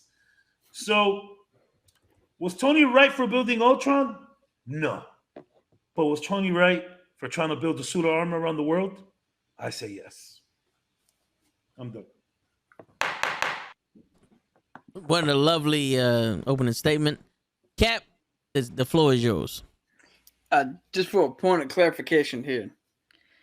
So we got 2 votes that he was correct, and Lay saying he was wrong. Absolutely. Oh, by the way, side note, I want to thank the judge for completely shitting over my statement. But as you were. Oh, that was not me. That No, was no, show. no, That no, was we're show. done. We're done at this point. Come on. That was a lovely statement. I am Fuck the that law. statement. That's what, you know what that sounds like? Oh, you look great with glasses. So when I take them off, I look like shit. No, what it sounds like is I was trying to justify. I'm I was joking, trying to dude. uncode the decoding of Show's fucking statement. All right, What? I am Judge Toe Brown. Mm-hmm. I'm sorry. Go ahead. Show said he's rich, so fuck it. Yeah. So once again, Judge Judy, we got The 2 execution. for yes and 1 for no. Yeah. Yes. Okay, so my opening statement. Ladies and gentlemen of the jury, was Tony Stark right in building Ultron? I argue, no, he was not right. He made a decision out of fear, and everyone knows when you make a decision out of fear, you often come to the wrong decision. He tried to play God and create life, and everybody knows when you try to play God, you come to the wrong decision. As Cap once eloquently put it, every time you try to end a war before it starts, bad shit happens. And Tony tried to end a war before it starts, before he knew exactly what he was up against. So my friends, my countrymen, lend me your ear as I say He is wrong. All right, beautiful opening statements. We'll bring it back to Lay. Lay, please further deliberate. And if you have a question, I have a question. Oh, I'm sorry. I have a question. Yeah, Cabs. Was Toni in fear when he made Jarvis? What? Was Toni when he made Jarvis? Was that a decision out of fear? No. Okay. So why is it okay for, he built Jarvis, it wasn't out of fear. I get that. But what's to say, like, what if Jarvis messes up? Then what? It's another AI, right? Dude, what? He built an Alexa. Okay. That's not what we're arguing. That's essentially what Ultron was just another AI that took over a body. They literally fought each other. It was a battle of AIs. Did you not see that part? It was literally a battle of AIs. Now, Ultron was version 2.0. I'll give you that. But what I'm saying is, what's the difference between making Jarvis that worked and Ultron that didn't? And again, that's my argument. Was he right in building Ultron? No. Was he right in trying to build a suit of armor for the world? Because Jarvis is the beginning of that suit of armor for the world. It got a little out of hand with Ultron. And again, I agree with you guys. He shouldn't have built Ultron. But he wasn't trying to build Ultron. He was trying to build the suit of armor on the world to protect the world. So, and again, it's like Monday morning quarterback. If you threw the right passes, if you made the correct plays, you're a genius. But if you didn't, you suck. So when he made Jarvis, which is the beginning of, him getting to Ultron, that's okay because it worked. But because Ultron didn't work, now he's wrong. That's just my question. Hey, you want to take this one? Listen, man. All right. So I'm guessing where Cap was trying to go with it was we're arguing the point of Ultron, right? And I understand the AI thing lays perfectly into it, but Ultron ultimately I can't imagine any damage Jarvis has done, but Ultron pretty much killed a city. You know what I mean? That's a little much, especially when you're like, as Cabs put so eloquently, when you're trying to build a suit of armor around the world to protect it, and you wind up dooming it almost instantly. And let's remember, the thing about Ultron is he really dead? It's an AI. It's a program. Yeah.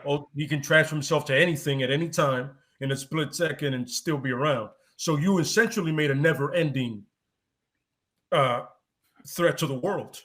You know what I mean? It could be at any point that Ultron decides, today's the day I'm going to come back. Same thing as Jarvis, though. Yeah. But now, Ultron could be in a satellite chilling somewhere right now. So what's the difference between, and I'm going to shoot this over to Cap. No, it's in a sense and I've always said this is one of my arguments that I love. When you do something wrong, everybody will remember that. When you do something right, nobody cares. That's what I'm saying. That's literally my point. That's literally my point. I'm with you. Yeah. But I'm arguing the fact of he was wrong for making Ultron. For the fact is, he was fueled by trauma, like fear, like Cap said too. He saw the vision with Thanos, and he was like, "Yo, I got to get ahead of it." And just like that, I was gonna use that Cap line before Cap used it. You know what I'm saying? When you try to get ahead of it, you make everything worse because you think you know what's really gonna happen, and it winds up being worse than that would actually happen. Because they went through New York, right? Yeah. They did that, right? They went to New York. They saved the world, or they avenged it, whatever you want to call it. But when you get to that level, and then you try to prevent that, what's not to say, in a sense of whatever's coming sees you try to do that and can surpass that. And now you're essentially what you're doing is you're pretty much putting a guard around every part of the world and not giving them anybody a choice about it. He didn't ask anybody if they need the world armor. He made it for their. It's like the silver thing. You made a choice for all of us. Yeah. You didn't ask us. He didn't go to the UN and goes, "Yo, can we do this?" Well, after seeing aliens drop in Manhattan, I get it. But he went in there with the usual Stark swagger, egotistical fear, which is the problem. He went in there on something like, "Yo, I know what's best for the world," kind of like Dr. Doom, in a sense. Which you guys love. Bruce Banner's part of it. Let's remember this, because Yes. it takes those two big brains to figure that shit out. You know what I'm saying? One would say that they both deserve equal Absolutely. blame. I like no what you way. did there. Everybody gets a smoke. Hey, son. come on. Banner was in that lab. Banner was in that lab. I have a question though. I have another Yeah. question, and I'm going to direct this one to Cap. Sure. So, okay, so this was all driven by fear, right? So when Iron Man was built, when he made Iron Man, he had to get out of that cave. He got out of that cave. Everything is fine. But he saw what was happening. And the fear of his weapons going into the wrong hands led to the creation of Iron Man and by Captain America, known as the world's greatest hero. So again, the difference. What is the difference from the fear of his weapons getting out there, him making Iron Man, and bringing in all those villains because he's out there now playing superhero? What's the difference between that fear and the fear of making Ultron? Okay. Yeah. Here it is. The Iron Man suits are only designed for him, so he can try to alleviate. Right. We saw one of the Iron Man suits try to choke Pepper. We saw them, and he had to shut it down. He could shut it down. You're right. There's an off button. So there's an off button. Here's the difference. Jarvis, as you brought up, right, is nothing more than a fancy Alexa. He is an artificial intelligence. Please stop downplaying Jarvis. Alexa is also an artificial intelligence that can learn to grow, recognize your voice, and all that. That is not artificial intelligence. She listens to voice commands. She cannot think of her own and make decisions. Jarvis can. So, okay, fine. You want to put that on there? Cool. What he was trying to do with Ultron, if you remember correctly, he was trying to use the Mind Stone to make a sentient being. Yeah. A sentient being is not an artificial intelligence. He was trying to create a new life using Jarvis as a base plate, which means that worked out so well. But he knew that Jarvis was not the same as whatever he was going to create. Obsolete. I get what you're saying. Yeah. I get what you're saying. So to make a sentient life, good. Little fact check here. Jarvis is not an AI. He is a quantum computer. Oh, that even helps our argument even better. I just wanted to throw that a up. quantum computer is not the same thing as what Ultron is. Ultron is a sentient being. Yes. Jarvis understands that he has the capability of thought and figuring out shit and all that. Ultron knows he is alive. Ultron, where Jarvis simply is yes or no, ones and zeros, black and white. Mm-hmm. Ultron, he knows fear. He can understand fear. He can understand emotion. He actually showed some emotion. He showed the ability to equip and be as fast as Tony Stark. What Tony did was... Which is great. One of my favorite lines in that movie. What Tony did was he let his fear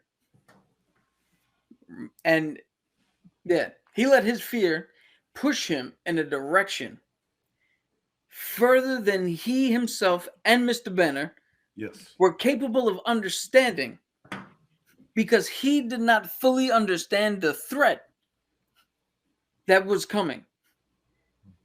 Because he saw an image, he made an assumption, the wrong assumption, and he led that to create probably the worst possible outcome. Yep. Where if you look at now, you brought up Monday morning quarterbacking, the shield, the armor around the world, they already had the Avengers. Yep. They did unbelievable shit to save everybody, to bring as many people back as possible, and to defeat Thanos. His fear that he needed an external force to do that was unfounded. Therefore, he was wrong to do so. Okay. So, Judge, and with all due respect, I would like to know your source that states that Jarvis is not an artificial intelligence. Give me a second. I'm fact checking that also. Because I myself have done some research, and from the Wikipedia, again written by human beings, but not just that. I've looked at plenty of places, and apparently Jarvis, or Jarvis, is an artificial intelligence created by Tony Stark, and Jarvis itself stands for just a rather very intelligent system. That kind of sounds like an AI butler to me. So, no disrespect, Judge. Just wanted. But listen. I was double fact checking Show's mistake, and it turns out Show was wrong. So he is artificial intelligence. He went from a UI to an AI. Yes, sir. So listen. So Show, next time you interrupt, we're gonna have problems. Honestly, I would give you guys that that he was playing God. There is one specific line. He says, "I don't." He tells Bruce Banner, "Don't give me the meddler. Wasn't meant to meddle medley." Stupid line, kind of cheesy, but he basically says, "Hey, don't tell me not to be smart." Now, again, and that's why I started my opening statement the way I did, with that quote, where, when you try to find peace through lead, it often leads to war. It does. Mm-hmm. But I think the real question here is, it's not, was he right or wrong for making Ultron? I think the question was he right or wrong for trying to create something that can protect the world moving forward? That's what we need to ask ourselves here, ladies and gentlemen.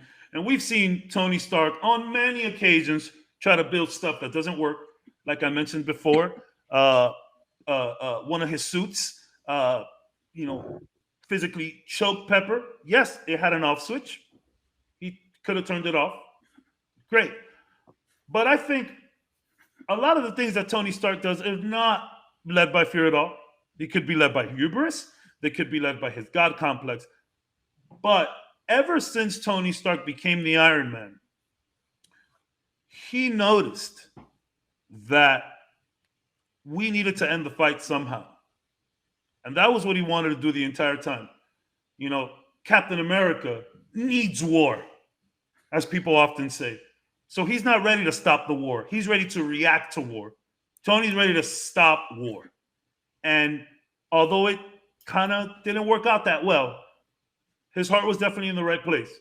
What came out of his attempt at true artificial intelligence, because you're right, Cap, Jarvis was low-grade stuff compared to what Ultron was. You're absolutely right. I completely agree there. But I don't think the mistake was him trying to do something to save the world. I think the mistake happened when Ultron came out. And, again, we need to ask ourselves, the world's greatest hero, as said by probably the world's greatest hero, Captain America. Right? Like, let's be honest. I agree. No, I agree. One of them at least. As mad as Steven was about the whole thing, in Endgame, when he comes down, he tells Steve, he's like, I told you, we need a suit of armor around the world. She was like, well, I told you we would lose together. All of that.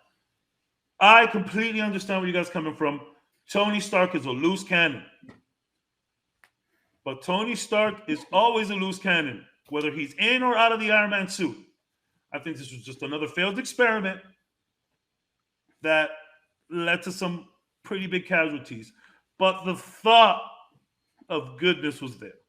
So again, ladies and gentlemen of the jury, ask yourself, what is the real question here? Was he wrong for making Ultron, or was he wrong for trying to protect America? God bless us, all of us. Like, can I take this real quick? Here you go. Yeah. The road to hell is paved with good intentions. You took a man who had a base level knowledge of what the Soul Stone was. By clear definition of their reaction to how everything came about, they had a base level knowledge of the Soul Stone. His good intention means absolutely nothing when the end result is so far gone. And I'll tell you why. I can't agree there, but I'll tell you why.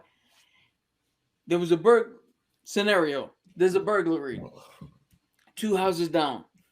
So to feel safe, I need to buy a gun. My intention is not to murder anybody. My intention is not to harm anybody. My intention is purely protection. The safety of my family. I leave the gun out. Bam! My kid caps himself, somebody else. When the law comes around, they don't go, but the gun was only for this. Your intentions were good. You still get the consequences of your actions. Murdering someone who is jumping into your house is not a good intention. That is it's a protective intention, like Toni was trying to do. You're right. I agree with you. Is what I'm saying. Yeah, when the gun goes off accidentally, because it will happen, the consequences still exist. Mm-hmm. Regardless of Tony's intention, his outcome was one that could have been avoided because he did not need the Mind Stone to put a shield around the world. Case in point, at the end of Iron Man 3, he had all of his suits operating independently. He already had a force that he could deploy at any time to protect it from any threat. He didn't consult with Cap. He didn't consult with S.H.I.E.L.D. He didn't consult with any other governments around the world in order to completely make this suit of armor, as he calls it. As Lay said, he consulted with no one. And when you try to take things into your own hands, it doesn't matter your intent. Okay. You are wrong. Okay. So I'm going to say to that. So I completely understand you. Average Joe gets a gun, lives in a rough neighborhood, and, he's doing it to protect himself. There's some burglaries around. Kid gets into the gun. Okay. What if that guy was a cop and needed to have the gun in his house? What if he had constantly saved the world over and over again? What are the repercussions at that point? Yeah. If you constantly save the world over and over again, what are you afraid of? The threat keep coming down. It's not about it's not about saving the world over and over and letting shit happen. It's about trying to prevent it altogether. Okay, let's bring that up. Since you brought it. A cop alone does not have the ability to enact on itself. He still needs to, 1, abide by the laws. 2, he still would need the entire department's backing in order to do something about the crime in his neighborhood if he was that afraid that he had to keep preventing over and over and over and over again. He still would have to go to someone else for help. Taking it upon himself is still the wrong thing to do. True, but I think at this point we had established that the Avengers pretty much do whatever they want. So I mean, but we're not. But the argument is not if the Avengers did whatever. He wanted to encase the Earth in an actual defense force. You cannot act alone.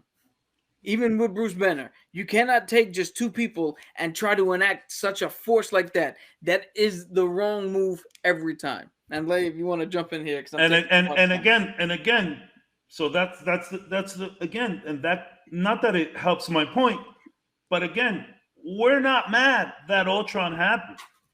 We're mad that he didn't consult people because let me tell you, if he brings this up to some of the best minds in the world and has backing behind it, let's say he goes to Thunderbolt Ross with this. He's like, yo, we're going to make a suit armor around the world. And Thunderbolt's like, yeah, go for it. And then he messes up and Ultron comes up. What's the difference? Yeah, you know what the difference is? And I'm sorry, Lay, man. You want to jump in? I'm with it. Go ahead. As long as you guys keep this cordial, we can keep this going. We're very cordial. Here's the difference. If the entirety of the world said, go ahead, let's do this, you would have more than 2 minds look at the Mind Stone and understand exactly what it is. He would have been able to talk to Shuri. He would have been able to talk to I was going to bring up other Shuri. minds that would have been able to figure out, this is exactly what it is. This is exactly how this would manipulate itself. And then if consequences arose from that, then at the very least, the entire world had a plan and it didn't work. You so cannot. again, the question is not, was he right for building Ultron? Was he right in doing it on his own? No. But the thought remains that he was trying to do something good for the world. Yeah, and I but get, that's- I that's get your point. irrelevant. I mean, That's irrelevant. Everybody wants Star-Lord. We just argued that Star-Lord was fighting for a loved one, and he still gets blamed. So then Tony Stark still Tony gets was- blamed. he His was fighting intent for is the world, irrelevant. though. He was fighting for the world, though, which was the point made that it was a selfish thing. So what I'm trying to say is, and look, I'm gonna be honest with y'all. Like, I kind of saw where this is going, and I decided to back my boy Tony up a little bit. And I agree, you guys are making great points, and you guys, I will stand by and say that you guys have definitely changed my mind. I can say that.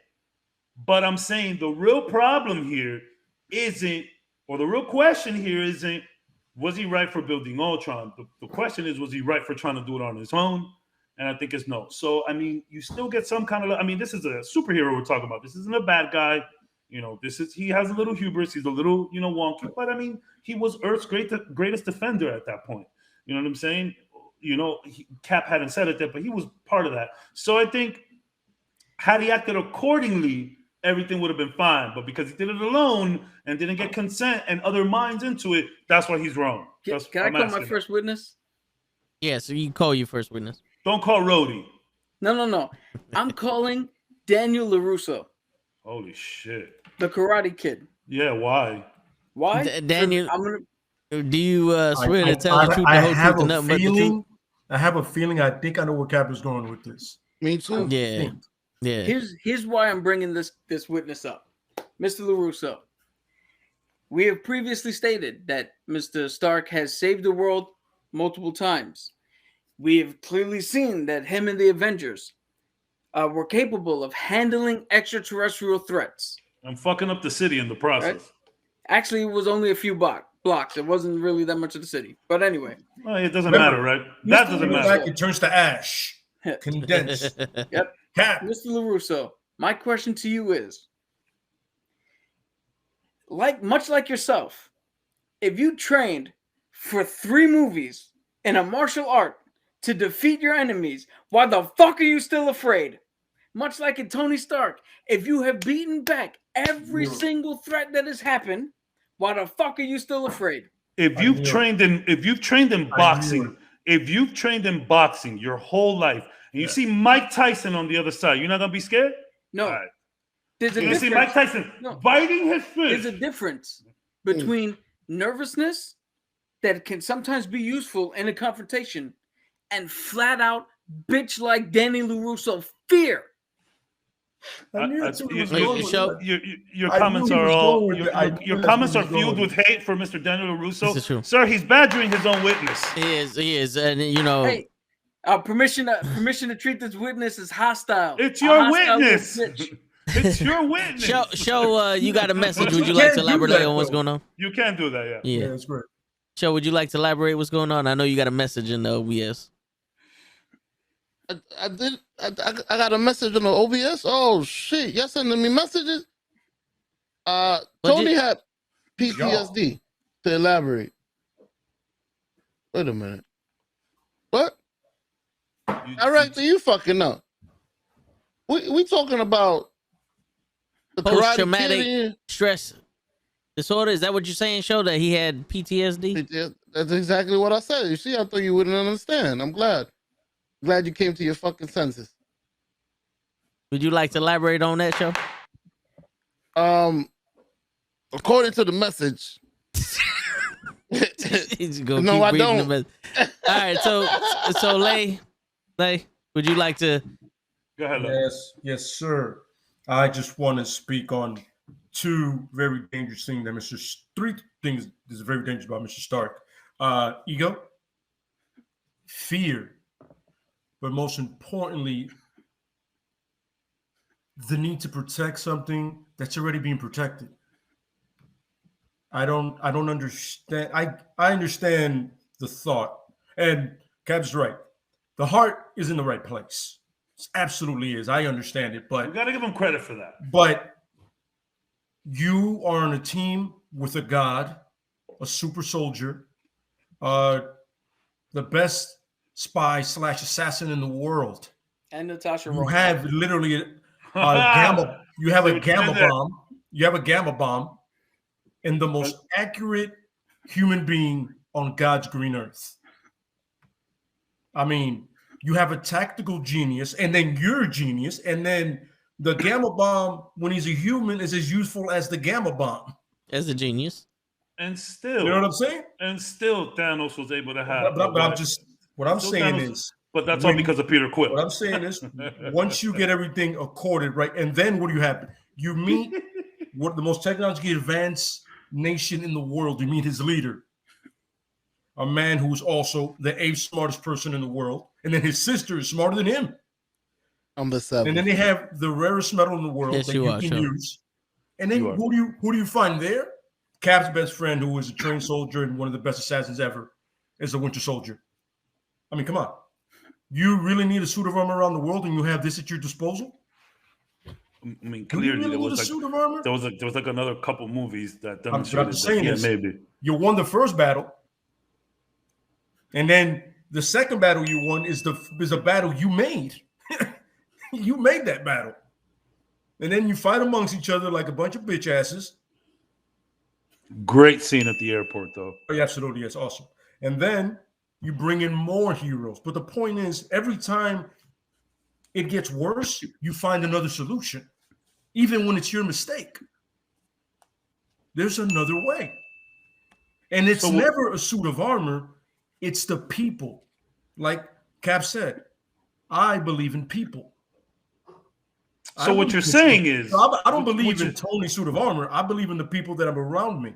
So what you're saying is that this mistake ultimately led to the advancement and/or upgrade of the Avengers. This made them fight harder for the world. They realized that they didn't need a suit of armor because necessity is the mother of invention. So my point stands. No, that actually came out of Civil War when they realized they were broken. They were kind of broken. They were broken. They realized they're better together. Well, well, remember they were also broken in Ultron. That was when they went to Clint's house. That they were all messed up because of Wanda. They got they really were broken, sort of broken because of our next point. When they really got broken. Our next case is when they really got fucked. This is when it's interesting. Can I just bring up one thing real quick? The fact that in Age of Ultron, Tony Stark tried to single-handedly put a suit of armor, acting all on his own, and then immediately in Civil War, turned around and was like, no, we need the backing of everybody. We can't just be out here doing things independently on our own. Yeah. He learned his lesson. Yeah.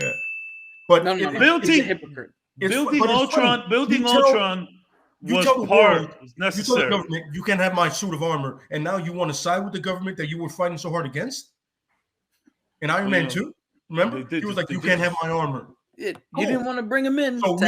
So I don't want your help now. You know what I mean? It's like, but and the crazy thing is Cap is a soldier, and Cap realizes we can't let these people point us in a direction as a weapon. We have to be responsible for our own shit. Like Tony has to be responsible for making Ultron. I have a question. Now, since it's 2-on-1, I would like to ask a question that might be in favor of Cabs. Technically, it's 2-on-2. No, well, I mean, Show is as masterful as Show is as a litigator.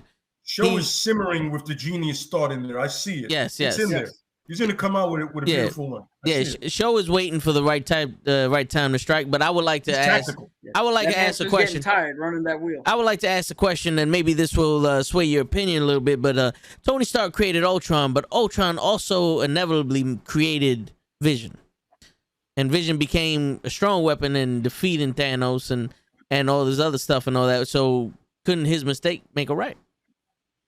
Oh no, because Vision destroyed Ultron. Thor did. Yeah, he did it with the hammer. Thor finished the process that Ultron Tony was trying to start. himself. Yeah. And then, great point that you bring up, Judge, because the minute Thor arrives back on Midgard, the first thing he says is Stark was right. And fucking, puts the lightning on the thing. He says Stark was right. I'm not crazy. But why did you do that? Again, out Because of the mistake fear. is already made. Because it was I get you. The mistake was already made. Who's right? Cap. Cap was right again. All right, so I would like for everybody to go to their closing arguments. If you have one, show. I would like for you to start with your closing argument because I can tell you was thinking about it this whole time. Tony Stark has PTSD. Holy shit. Close an argument. That's it. There you go. That's why Thank you for your You know, argument. ironically, yeah. Insightful. There you go. Ladies and gentlemen of the court, individuals, should I say, once again, all this is proven is that Tony Stark's fear and arrogance has led to creating one of the most dangerous threats to the planet ever. A threat that has honestly not been nullified or destroyed. Ultron is a program. A program can go anywhere, satellite, cell phone, till the time is right to strike. So this is an era that, once again, while Mr. Stark's heart was in the right place, his fear and his arrogance were in the wrong place. And just like Sylvie, something we might suffer, something we will suffer for later, because Ultron is still a threat. We saw it in What If. We saw it in What If. So I'm going to judge, and I don't mean to interrupt and just jump into my closing statement, but I feel like we all learned something here, right? What did we learn? That Tony Stark had PTSD. Well, yeah. Tony Stark did indeed have PTSD from tons of things that had happened to him already. And again, the point of the Avengers is to avenge. They said it. Tony Stark said, we're not the Revengers. We're the Avengers, right? So maybe Tony Stark should have spoken to more people about it, maybe gotten the right permissions and grants to get this going. But it remains that he was not wrong for building Ultron. Ultron was a product of him trying to do the right thing. And I know my opening quote spoke about that exact same thing. But ladies and gentlemen, I want you to get out of the court with one thing in mind. If Tony doesn't push the boundaries, as he usually does, we don't have the vision. And if Tony doesn't push the envelope like he does, we wouldn't have an Iron Man. We wouldn't have the world's greatest defender, not hero. I need to fix that quote. Sorry. So one can say that Tony's fear, that Tony's gravitas, that Tony's recklessness has led to some of the best heroes being put together in this universe. So again, I want to tell you guys all that Tony is an innocent man. He's only guilty of loving America. I'm on y'all. I don't like to say universe. I like to say America. So, people of the jury of all gender pronouns, I would like to point out that the vision was brought up, and in my closing in my closing arguments, I would like to point out that in Endgame or Infinity War, the vision was a non-factor. In Endgame, he was already dead, thus not necessarily needed to defeat Thanos. So again, in this context, his intentions do not matter. The outcomes matter. His outcome was probably at the time, the second biggest threat that they had to then deal with. Then any positive outcome from that was nullified and proven to be completely useless going forward. So the sum product is a worse outcome followed by one that didn't matter and didn't play a role anyway. Ladies and gentlemen of the jury, once again, you have to take the facts of this case and vote that Tony Stark was wrong. I rest my case. I would like to point out that Vision does indeed kill Ultron, but it wasn't completely useless. But I get what you're saying. Neither's a stick. I mean, Vision is very important to a lot of things in the MCU. I'm just saying that. Just gonna say that. Yep. All right. So, if there's no other deliberations or any other statements that would like to be made or any other witnesses that would like to be called, we would like to go into deliberations right now. And the chat, remember, type 1 for is Tony Stark guilty, and type 2 for is if he's innocent. LaFlaca has already stated that she's going to vote for Cap's side, so that's one guilty verdict there. Wait a minute. Cap's side.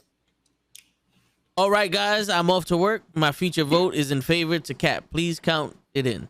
That was a she's literally Yeah, that was a message that was stated. I Show. don't even see that. Yeah, That was so long ago.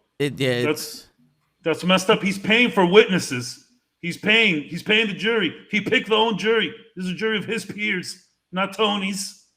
It's a jury of all of our peers. She didn't even Technically, hear. you guys are peers. She didn't even hear anything. Well, technically, the only one that's Tony Stark's peer is the show. I'd like to have her vote stricken. Is that the right word? No, yeah, it has to. She didn't even hear the facts. I'm a stranger to this land. She didn't even hear the facts. Can you look at the cell phone for 1-800-FACTS to see if she called in to get any facts? She didn't get any facts. Let's It says right here she did. When did she send that message? We started at this 10:51. Okay. That's enough time. That's enough time. I don't see that message. It's in between the lay messages. Yep. The absence of evidence is not the evidence of absence. I agree. But hold on a second. Yeah, I see it. Hey, we're already done, man. Let them deliberate. No. You guys took this one. I just wanted to be the contrarian. 15. It's the 15 message up. Ultron was a pretty shitty mistake. All right. Yeah. So, show, we're gonna deliberate. What do you feel about the arguments being made? Everything is prolific, man. You guys are awesome. Y'all should have been. What the fuck y'all doing? Fucking podcasting for? Y'all should have been lawyers, man. Especially my boy, Cabs over here came dressed to impress. I'm impressed by you, man. You look like a telemarketer. You look like you're about to sell something. That's you look what like I do you're in for a a Zoom living, meeting sir. in the morning. You look perfect, man. That's what I do for a living. I would like to ask Leia a question. What does prolific mean, and what is show's verdict? Because I can't understand. I have no idea I don't have no idea what Show said. I'm not gonna lie to you. All right. As he was speaking, I was like untying my boots, and I heard something that sounded prolific. Yeah. Prolific. All right. So prolific. So, show one more again. Oh, sorry. I have no idea. I'm sorry. Yeah. Well, is he guilty or is he not guilty? Them's the answers we want. Not guilty for me. Tony Stark's not guilty. I got one. All right. Well, you got the guy who was arguing your same point on your side. Yeah. I'll take it. Take it. You got somebody that didn't even listen to the whole argument. Yeah, she literally, all votes go to you. So literally for the rest of the night, all votes go to you. That's not fair. Well, no, that's just right. That is just for this case. That is not for the next case. But but yeah, I would like to add for the record that the outcome of Ultron was that Sokovia was destroyed. He destroyed an entire country. Now, in reality to the gun, it's not that the kid shot himself with the gun owner and left the gun out. The kid went to school and destroyed the school with that gun. Greater damage has been done. It's like building a house with the intentions of creating shelter, but you don't have any skills or you rush and cut corners and now the house falls and kills everyone living in there. The intentions were great, but the crime has still been committed. That's a good analogy. I'll give you that. Yep. So with that being said, Or metaphor, I should say. yes. With that being said, you have to be responsible for your creations and your choices. And if we do not hold Tony Stark responsible for their choices, then we are no greater than Kim Kardashian getting her lawyer license and passing the bar exam. So on this, I would vote that Tony Stark is guilty. It's fair. That's fair. That's Yeah. fair. It's fair. So Can I have a moment before we start our next case? yes, you can have a moment. No. So the case of the numbers that I spit out before we started this is closed. And now all rise for the Honorable Judge Toe Brown. For the third time. Yes. Man, Give this me, guy keeps walking in and out of the court. give me 1 second. All of us rise for the Honorable Judge Toe Brown.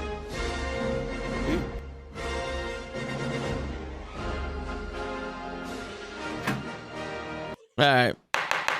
So now, Gangster, I was one. I wasn't always a lawyer show. Oh, We have Oh, the great baby. Captain America in the building. As we wait for our leader, attorney Cabs to come back, we will discuss case number Avengers issue 1 and the inner sanctum of case number 8207 456 8472 8675 309. Eon, mm, you understand the case that we brought apart of the show? I did. Good. So let me further elaborate because I'm pretty sure you have no idea what we're talking about. Nope. Now, Captain America is on trial for the crimes of not telling Tony Stark that it was Bucky, aka the Winter Soldier, who had killed his parents, thus making Tony Stark become irrational and possibly what drawed the Avengers to split. So when Cabs comes back, we will have a defendant and a plaintiff for this case. Those are the facts as I have known it, and we would like, their opening statements. Now, Show, would you like to give your opening statements before Cabs come back, so that way we don't waste Cabs' time? Of course. Perfect. Uh, Cabs is back. Captain America. You're muted, Cabs.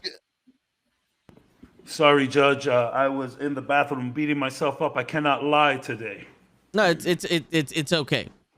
He was kicking your ass. I didn't mind. I was kicking my ass. Do you mind? I was just introducing Show to the case. So go ahead, Show. He's giving his opening statement. Captain America cannot control what's going on with Bucky. I mean, if Bucky killed your parents, why I gotta tell you? Opening statement. All right. If that's not an opening statement, I don't know what is. So we will give the opening statement floor to Cabs. Mm-hmm. Go ahead, Cabs. So this is a rough one for me personally, because I have gone back and forth on this throughout the years. I was Iron Man at one point. I was Captain America at one point.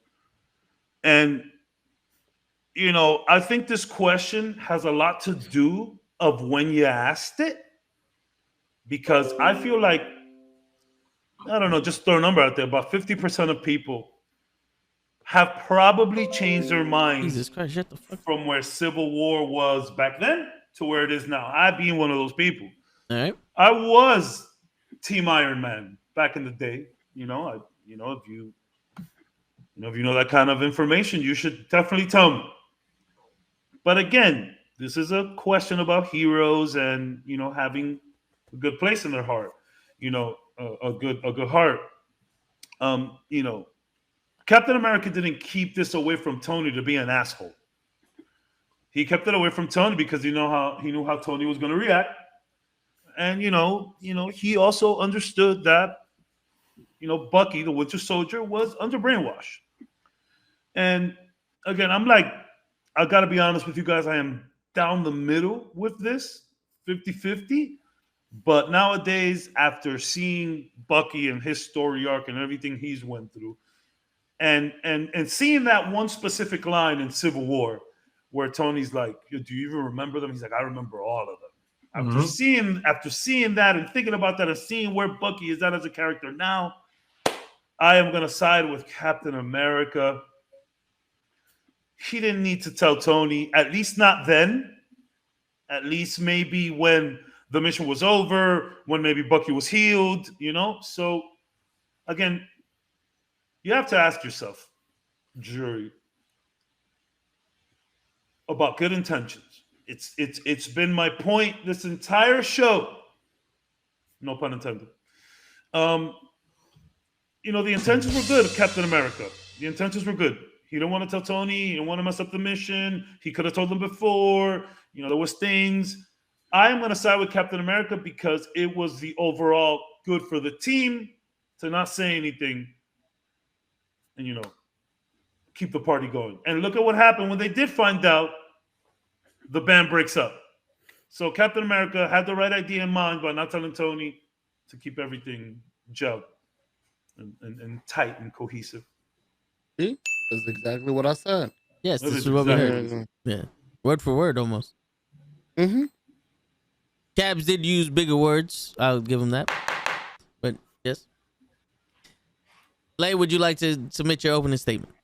Yes. I disagree with my esteemed colleague here.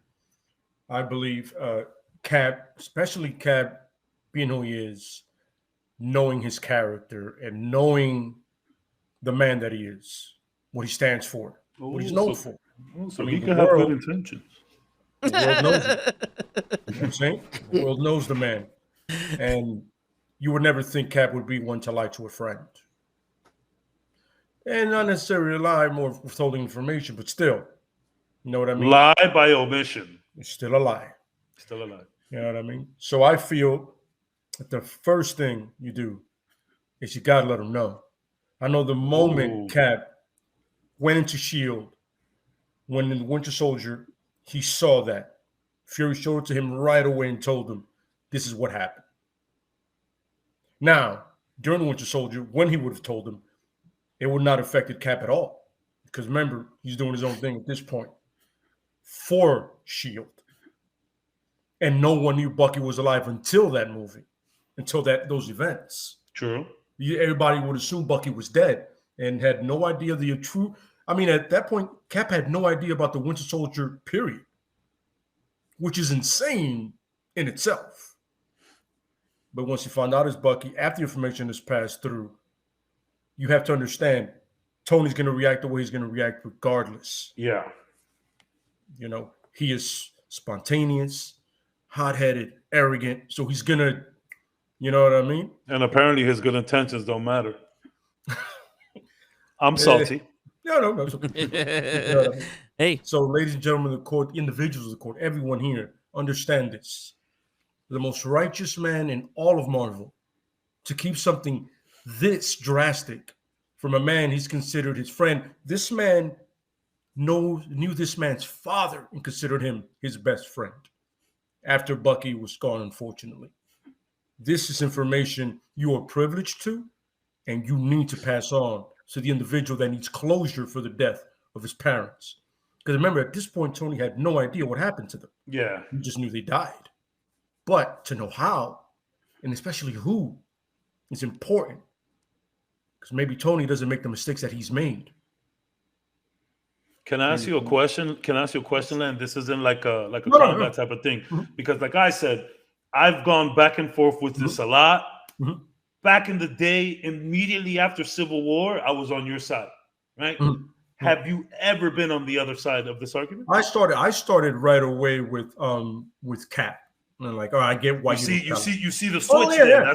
That's why I Yeah. asked, because Oh, I've spoken absolutely. to a lot of people about this, and they're like, "Yo, at first I was Team Iron Man, or I was Team Cap, and then nowadays, 10 years later, well, it wasn't 10, but 6, 7, 8 years later, a lot of people switch answers." So I just It took a minute for me to switch to the side I'm on now. Yeah. It was literally like a whole thing. Like, yo, wait, what makes sense for the characters and what's happening with them? Like how we know the characters, both in the comic and MCU. You know, like these characters are known for this. And then I thought about the history, right, and about the timing when you tell the person. And like I said, no idea about Bucky until after Winter Soldier. Like literally in the end of Winter Soldier, like mid-Winter Soldier, he goes, Bucky? And you're like, oh shit.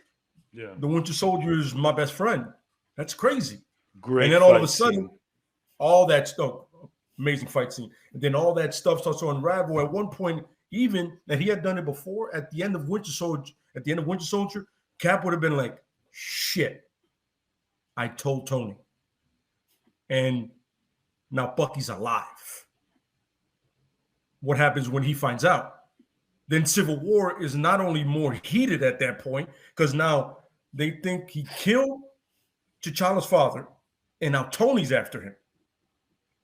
So hold on.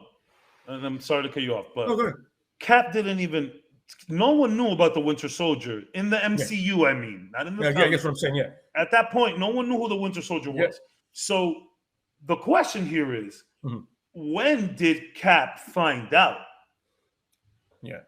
Now, did Cap know that a certain assassin was hired to kill Tony's parents, but he didn't know it was Bucky? Or did he find out after Winter Soldier? That's the real question here.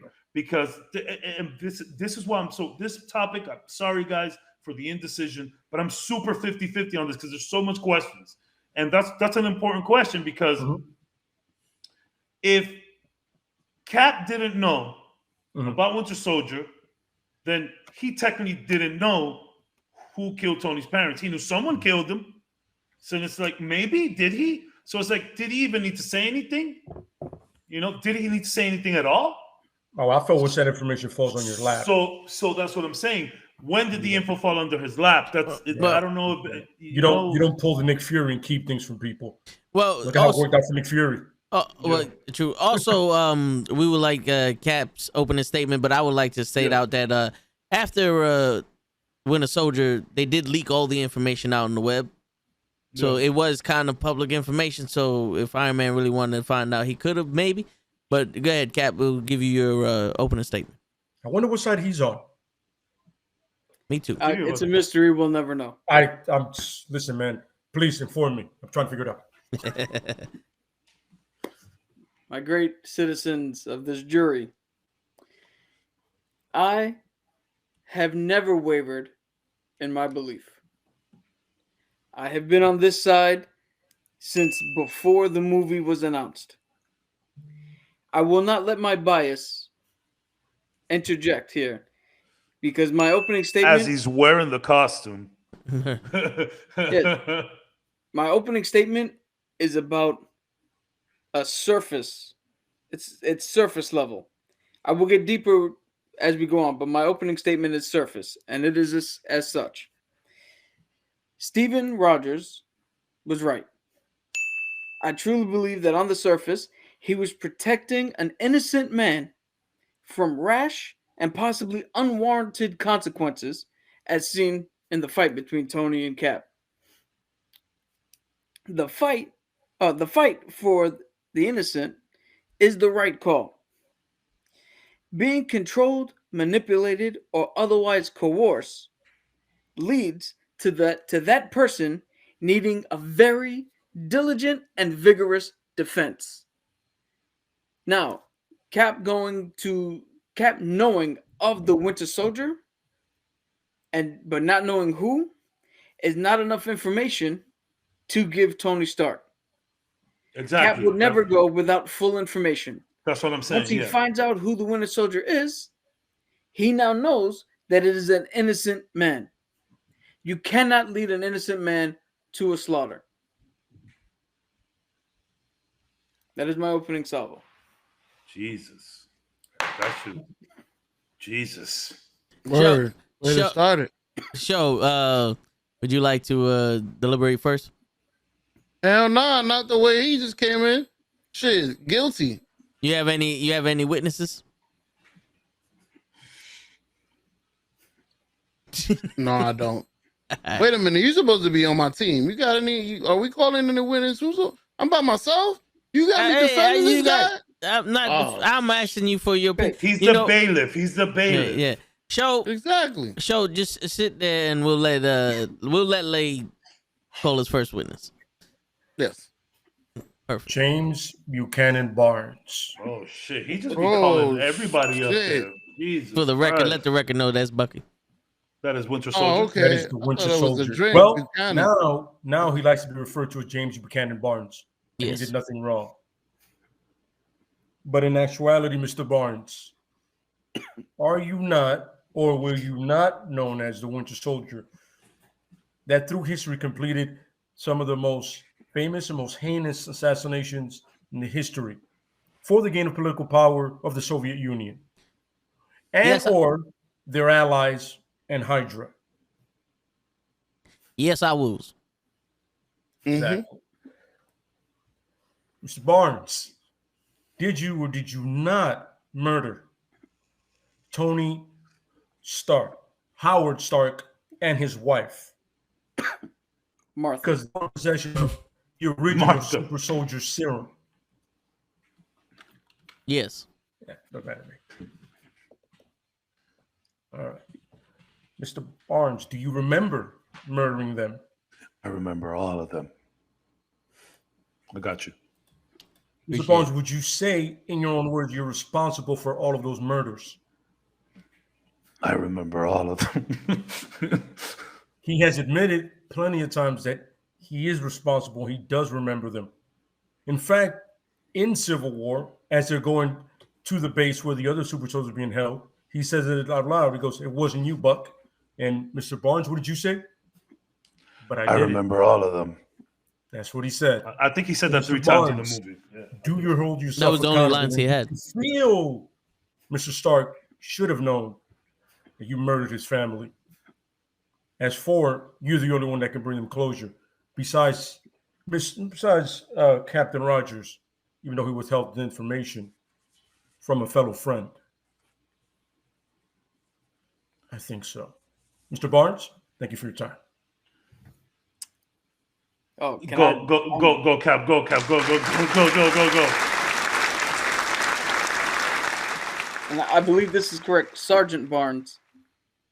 Is it Oh, true? no. The rank is gone now that he is a civilian now. He's no longer a soldier now. A civilian Nice. for the moment. He's in court. Yes. Not military court. This is just court. Cool. Sergeant Barnes. There you go. You get in for that. Is it not true that your mind was erased to a certain point and you were kept on ice until the next mission they needed? Yes. I Is it remember not all of true them. that there There you are go. certain trigger words that can be used to take your ability to control your own actions away from you? I remember all of them. One of them is Yeah. Freight Train, Yes. I think. Is it now not true Sinaglia. Yeah. that the only family you have left because of the ordeal that you suffered through World War II is now Captain Stephen Rogers? Is it not true that Stephen Rogers therefore only has you as family left? So I pose this question, Mr. Barnes, Sergeant Barnes, if you will. When it comes to family, and I'm not talking about Fast and the Furious style, I'm talking about actual family. That's awesome. When it comes to family, is it not the duty of everyone involved to protect every other member? Is it not Stephen Rogers' sole purpose to protect you from yourself and your guilt, because your recognition of guilt proves only that you were not in control. For if you were, you would not have done these actions. 2, does he not also have the responsibility to protect you from Tony Stark and from all other perceived consequence? As in, the entire movie was about that. Because again, Mr. Barnes, whether you hold guilt upon yourself or not, it is not true that you are innocent, for you did not freely on your own will act in such a manner.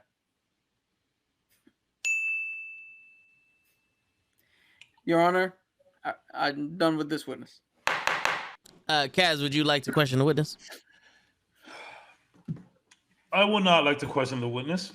I would like to question this court. Again, we need to ask ourselves, what is the root of the problem here? We all are aware that James Buchanan, not to be confused with the drink. So great drink it all the time. But Mr. James Buchanan, Bucky, aka Winter Soldier, everyone knows that he did it. The question we are asking ourselves here was whether or not Captain America was right or wrong for not telling him. So let's all get back, leave the Winter Soldier alone. You're right. He did kill Tony's parents. But to Cap's point, he was also under mind control. And I think that's the biggest factor here, the mind control. I believe that if it wasn't a mind control issue where Bucky had just lost his shit, whether it's the war or whatever, and he did these harmful things, Steve Rogers would not try to be his friend, family. He'd be dead right there. And he would have probably told Iron Man, this is the guy who did it. I am the only guy that this man has left. I'm going to go help you get him. But that is not the case. Bucky was under a trance spell, whatever you want to call it. Those words are very weird. It's a very weird series of words to make him turn into the Winter Soldier. But whatever the case, I think that the only reason Captain America did not tell him is because of all the other circumstances behind it. Whether it's his friend, family, whatever it is. The fact of the matter is that the guy was brainwashed. Then we have Tony on the other side who doesn't care whether he was brainwashed, doesn't care about this or that. He says that, you did this to my parents. So I think Captain America, and again, I've gone back and forth on this one so much. I think Captain America was right in not telling him just because of all the circumstances. I feel like those circumstances were not a thing. Captain America would have told Tony and would have probably helped Tony go and get his ass. But because of everything that's happened, I think Captain America decided the good of the team over Tony Stark. And, it is kind of easy to dismiss Tony Stark because of the type of person that he is. It's like Captain America he probably went there with it. He was like, yo, if I tell Tony, this is going to be a shit show. This guy's my best friend. He was brainwashed. Let's just move on. A soldier isn't supposed to say everything. Whether it's your mom or not, soldier is not allowed to say anything, whether it's the mission or things that he knows. He's not supposed to just share like that either. Remember, at the end of the day, Captain and Tony's relationship became a lot stronger after Civil War and after Infinity War when he came down. So at this time, I would say that Captain America looked beyond Tony Stark and said, you know what, for the good of the group, for the good of my family, for the good of my friend, let me just not say anything. That's what I believe. Very nice. Thank you. So there are no more questions for Bucky Barnes. We would like to, get you off the stand. Appreciate you coming on. Get your old ass off the stand, please. That's right. Does anybody have any other witnesses? I would like to call Tony Stark to the stand. Oh boy. With or without the suit? Wait a minute. Without. Wait a minute. All right, Tony Stark. You swear to tell the truth, the whole truth, and nothing but the truth. Yes. Sure. All right. You may ask your question. Mr. Stark, I have but one simple question for you. If you were told exactly who killed your parents and the exact circumstance surrounding that situation that night before the events of Civil War, do you think you could have made a rational decision of exactly what to do with that information? Because it is my assertion that regardless of timing, Toni would have acted the same way. I think so. So I put to you, my fellow lawyers here, if a horrific event had taken place with you at the center, with you had no control over the event, would you believe it is fair for any outside parties that were affected directly by said event to come looking for their pound of flesh from you? Because if the answer is no, then we have our case here. We have exactly how the jury should vote. And if you believe the case where they should take their pound of flesh from something that you have no control over, be as remorseful as you are, then it is a necessity for someone to come to protect you from yourself. Again, hence why Stephen Rogers was correct in not telling Tony Stark. I'm done with this, Your Honor.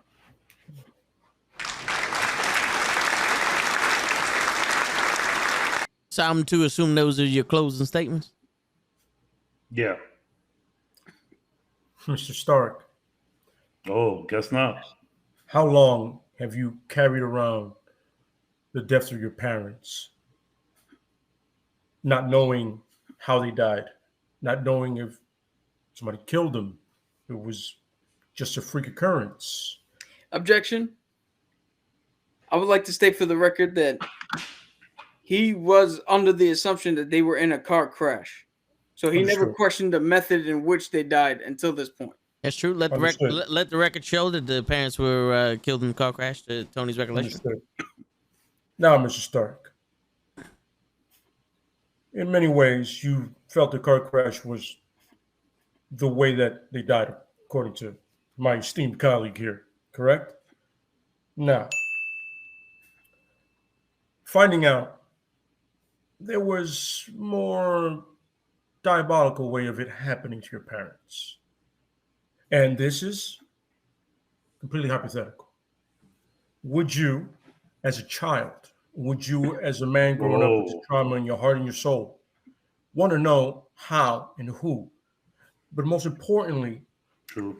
if a friend, if a trusted brother was to know this, would you want them to tell you? I'm assuming that would be a yes, Mr. Stark. Right? I'm so back and forth on this. I'm assuming yes, right, Mr. Stark? This is a man you saved the world with time and time again. You looked to this man because you knew your father. You fought with your father. Your father made that shield that he carries. Your father spoke of him in so high regard. And yet, key information to trauma in your life. And we know the relationship you and your father had was one that was volatile, to say the least. Yeah. To know how he died. And your mother, the one you loved her so much because she balanced you and your father most of the time. She was the ref. You could say that. Right, Mr. Stark? Yeah. So your brother knows this. You have fought with this man. He has saved your life. You have saved him. And yes, Sergeant Barnes was under his mind control. That is not dispute, but Sergeant Barnes also understands that a man's responsible for what he does, mind control or not, and he does feel responsible for it every day of his life. This is no way that you don't see that. All right, 90 years of war. This is Mr. Barnes' life, Mr. Sergeant Barnes' life, but you also had your trauma, just like he had his. Unfortunately, your parents' death are part of that trauma. Would you want your brother to tell you about that? Imagine how you could heal, how you can start to heal, Mr. Stark, if you knew that information and not find out the way you did in the heat of war, in your armor, ready for battle. Think about that. Damn. So I go, like I said it from the beginning, I go so back and forth on this. But, Your Honor, do I have permission to treat the witness as hostile? Yes, you have the permission to treat the witness as hostile. Tony Stark, Mr. Pizzazz, Mr. Flash, you've constantly done things we just proved 30 minutes ago, how you've always might have the right mind frame or might have the right intention. The right intentions, but that often leads to peril, to chaos. Do you think that part of the reason Captain America did not tell you is because he knows how you would act? Because of the ramifications of possibly telling you and having you maybe go off or, do crazy things, not only to Winter Soldier, but to everyone else who withheld this secret for him? Is that a reason? Like, can we look at ourselves for 5 seconds and say, okay, maybe he did withhold that information, but did he withhold that information because he's a bad guy, because he's not my friend, because he's not my brother, or because of how you would have reacted? That's the real question here. Because if Tony Stark, Iron Man, was a level-headed individual who understood things, I think Captain might have told him a long time ago, like, Tony, listen, man, my God, my dude right here, he was, going through some stuff, and one of the missions, he just happened to go and do this, and if Tony Stark was a level-headed person, he would have been like, well, that sucks, but I mean, the guy was mind controlled, and he seems pretty good now. He has a sick metal arm too. We kind of get each other there. So I think the real problem here is not that the person on trial here should not be Winter Soldier or even Steve Rogers. The real person that should be on trial here is you, Mr. Tony Stark, which you're in the witness stand. The real issue is here, have you been able to take the news better? Would Captain America tell you then? And I think he would. I think the fact that he didn't tell you was because he knew you would go crazy. He knew you'd try to go for him, and he knew that it could possibly be even worse. It could cause problems to the Avengers. And again, I'm just saying this for the sake of saying it. Again, I go back and forth on this so fucking much. But yeah, I think the main reason here why Cap didn't say anything was because Tony's just too hot-headed. So all right, I have a question. I would like to cross-examine as well. Well, all right, I have a question before you cross-examine the witness. I would like to ask the question based off of humanity. Now, Bucky Barnes is the best friend of Captain America, Steve Rogers. Correct. And now, as a man who has friends, we tend to know our friends inside and out, especially when you go to battle with them and you go do all this other stuff. And when you find out that your friend is doing some uncharacteristic to who they are, don't you want to figure out? Don't you want to figure out what's causing this man to do things?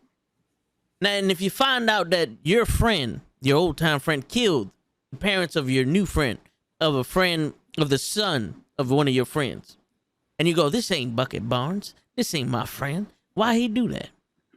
Would you tell your friend that your friend killed their parents without knowing? Without going, hold up, this man was under mind control, or this man just turned bad? Maybe I have a possibility of saving this man. and then after we save Bucky, we can have him tell Cap? Because wouldn't it be fair? Wouldn't it be fair for Iron Man to hear it from the source? I'll just, as a man of humanitarianisms, I just wanted to ask that question to sway your arguments and see how you further deliberate. But go ahead, Cap. You can cross-examine the witness now. I just have a question or two for you, Mr. Stark. Mr. Stark, is it not true that you've harbored some sort of resentment from your father or for your father all the way up until that moment in Civil War and past Civil War? Yes or no? Yes. And I'm going to say yes because his statement was, he killed my mother. He killed. Yeah, I was not my parents. Now, being that we've seen the end of the journey, is it not true that when you went back in time, the closure you received from your father was not from the death that was mysterious to you to a point? Not from the death where you have now know why they were taken out? Is it not true that your resolvement with your father was finding out that everything he did was actually for you? For you. And that he did love you. And then all your resentment for your father went away. Now, I would argue that since we know all these to be true, that Captain America telling you or not is irrelevant for the simple fact that he still, if he didn't know, he still would have harbored that resentment and he would have made it to Endgame and had that moment of closure with his father, finding out that, holy shit, this man does care. Plus, we know that he did find out and he still harbored that resentment until the end. So, simply knowing led to a decision that was not necessary. It led Cap to do things. So, I've heard uncharacteristic come out of Lay's mouth from Captain America. Or for Captain America, correct? I didn't say uncharacteristic. I said the character that we know of Cap is this. Okay. So it's unfamiliar. So unfamiliar. Yes. There you go. Got it. Now, what is unfamiliar about Captain America going to any length to protect the ones he loves, the ones he cares about? That is not uncharacteristic. His maneuvers were not uncharacteristic. They were on par. Because I'm sorry to say, but a friendship of 5 years does not trump a lifetime with somebody else. A few lifetimes. Yeah. It simply does not. And your only connection really to anything of your past, besides Peggy, Yeah. which passes away in Civil War. Yep. Show, would you like to add anything to this conversation?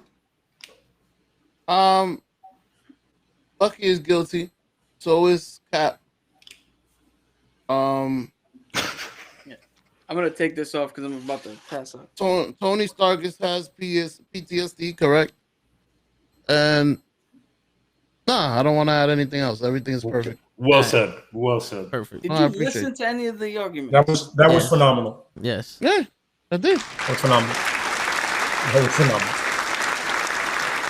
I just would like to put it out for the sake of You're photography. going to be like should and to the point and make absolutely no sense. Yeah, for the sake of photographer at home, I'd just like to say that Show is fixed malignant. There you go. I want to tell everybody out there, Show is he's actually not under any influences. This is just Show. Yeah. No. Yep. Anybody wondering out there? So, would you guys like to make your closing arguments? Closing arguments, because it's 12 o'clock and we need to wrap it up. Yep. We're making a quick one. Yeah, quick closing argument. I actually thought we had it. I was like, yo, we got like 35 more minutes left. We should be able to do this. Yep. But this is kind of the nature of our show. Word.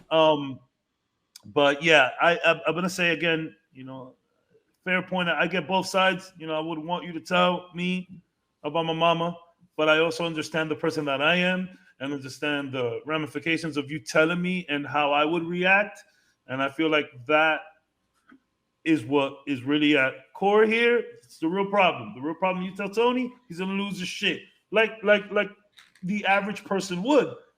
But would the average person still lose their shit knowing that this other person was mind controlled? And so at the end of the day, I say that while I do understand where you're coming from, trust me, my brother, I do. I was Team Iron Man immediately after Civil War, but then looking back and seeing how both these characters have progressed and regressed, because both of them have, even Cap, seeing that the real issue here is if Captain America would tell Iron Man, shit'll hit the fan.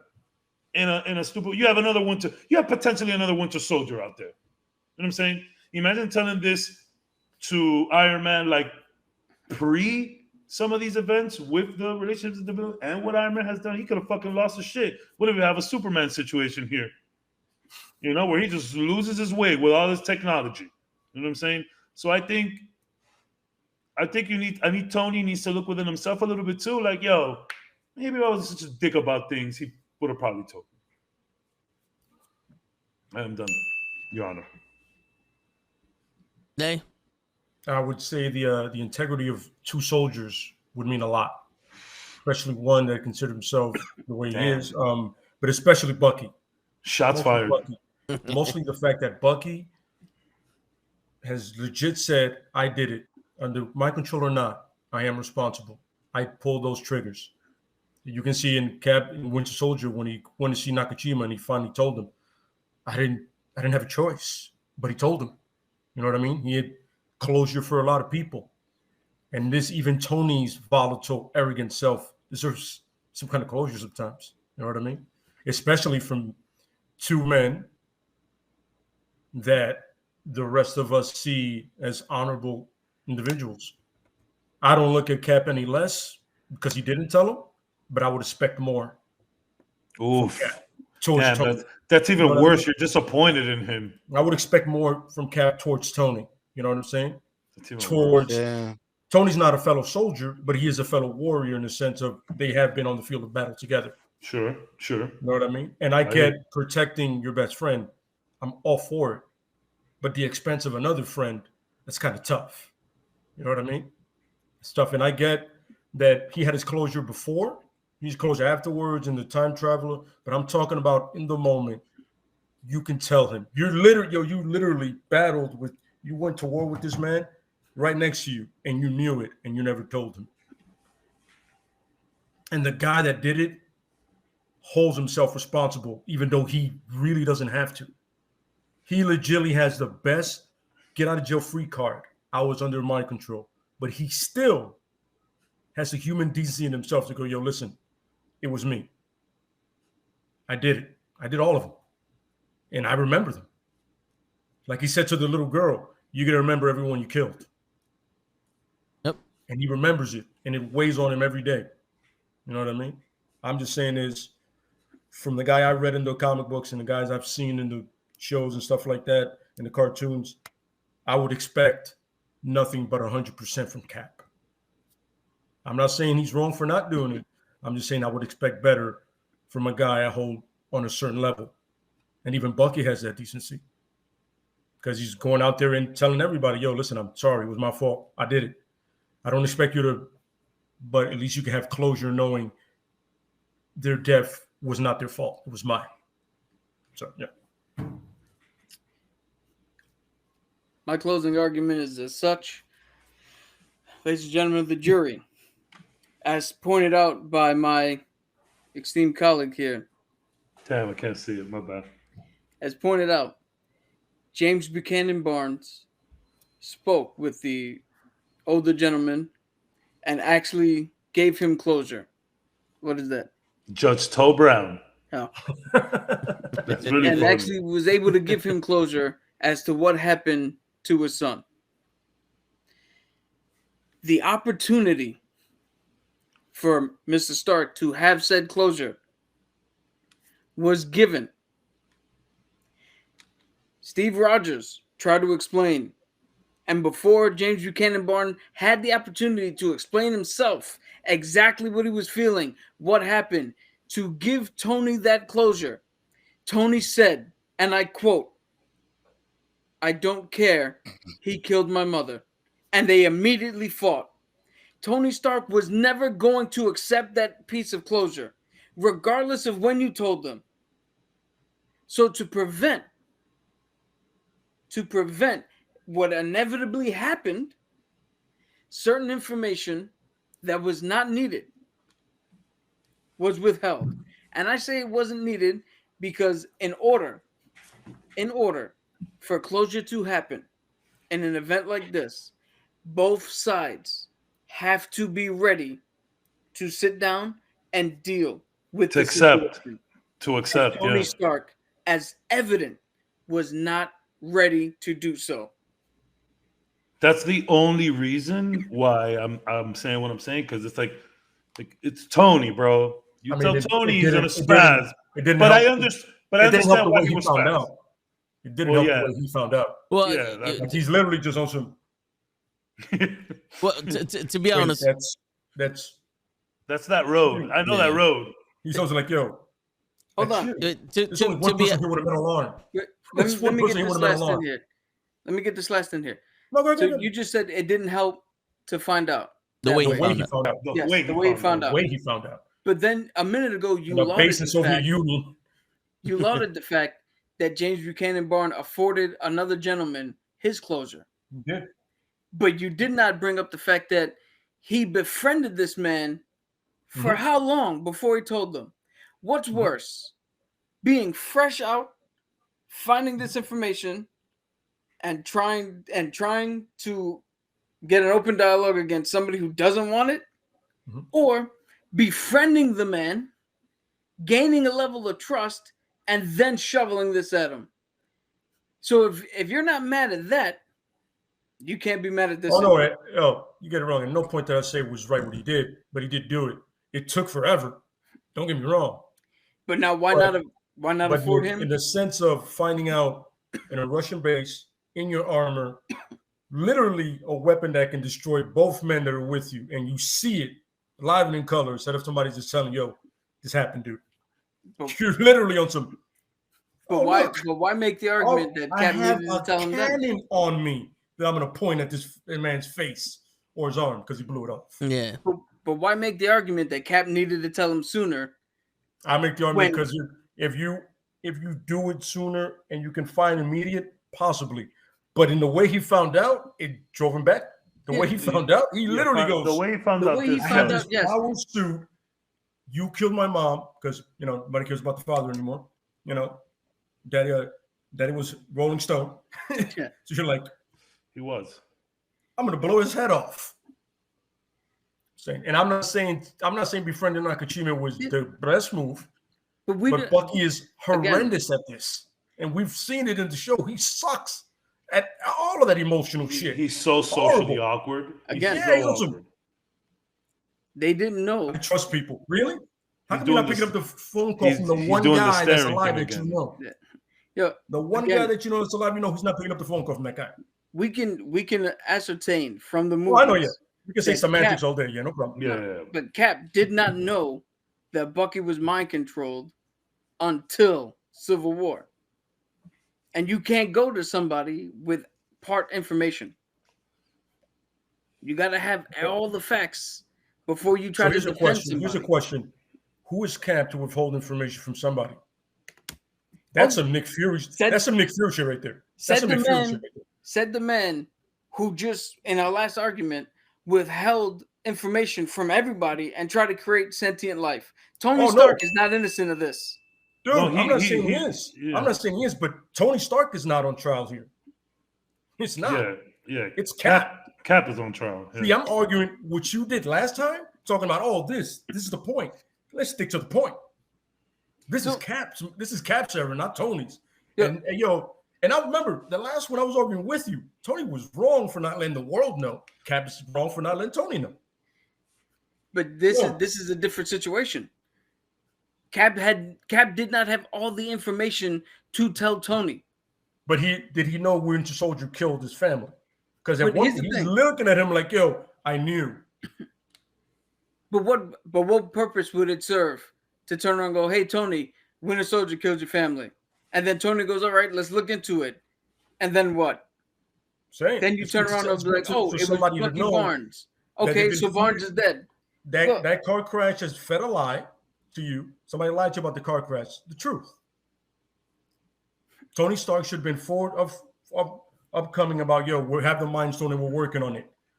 Set more geniuses and better tech. Maybe there's somebody like Doctor Strange, somebody mystical that could have been like, yo, I may have a little information on this thing. Because Wong clearly knew about all that shit. Wong was like, oh yeah, the Infinity Stones. I know all about them shits. I'm here in Manhattan, bro. I'm like a couple of blocks from you. Come down. You know what I'm saying? I'm just saying is both of them were wrong for not sharing information they should have shared. Literally. Yeah. Stark Tower's like really close. Information. Yeah, I'm saying.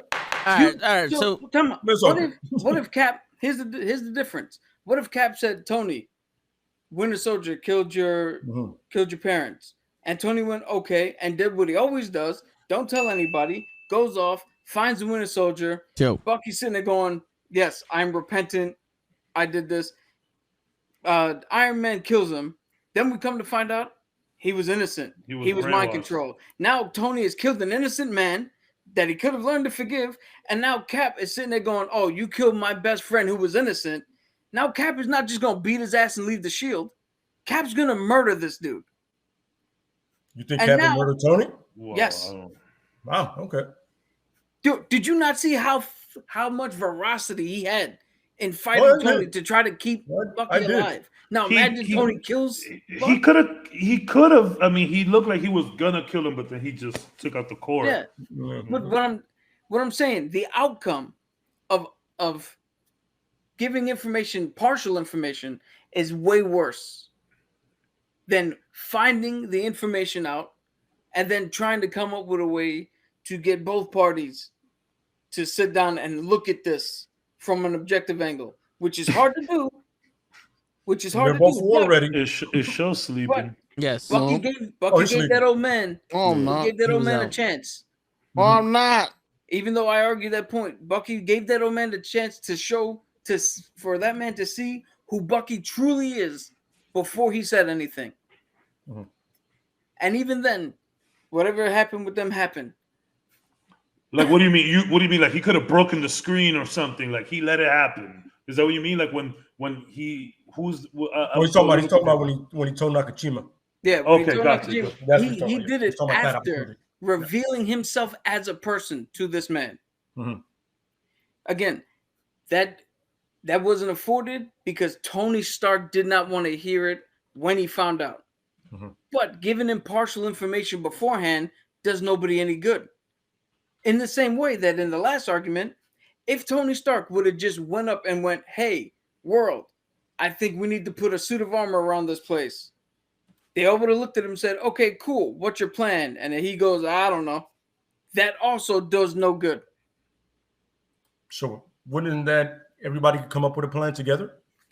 Exactly. What I'm saying. Everybody can come up with a plan, but at least you're letting them know, yo, listen, I got this.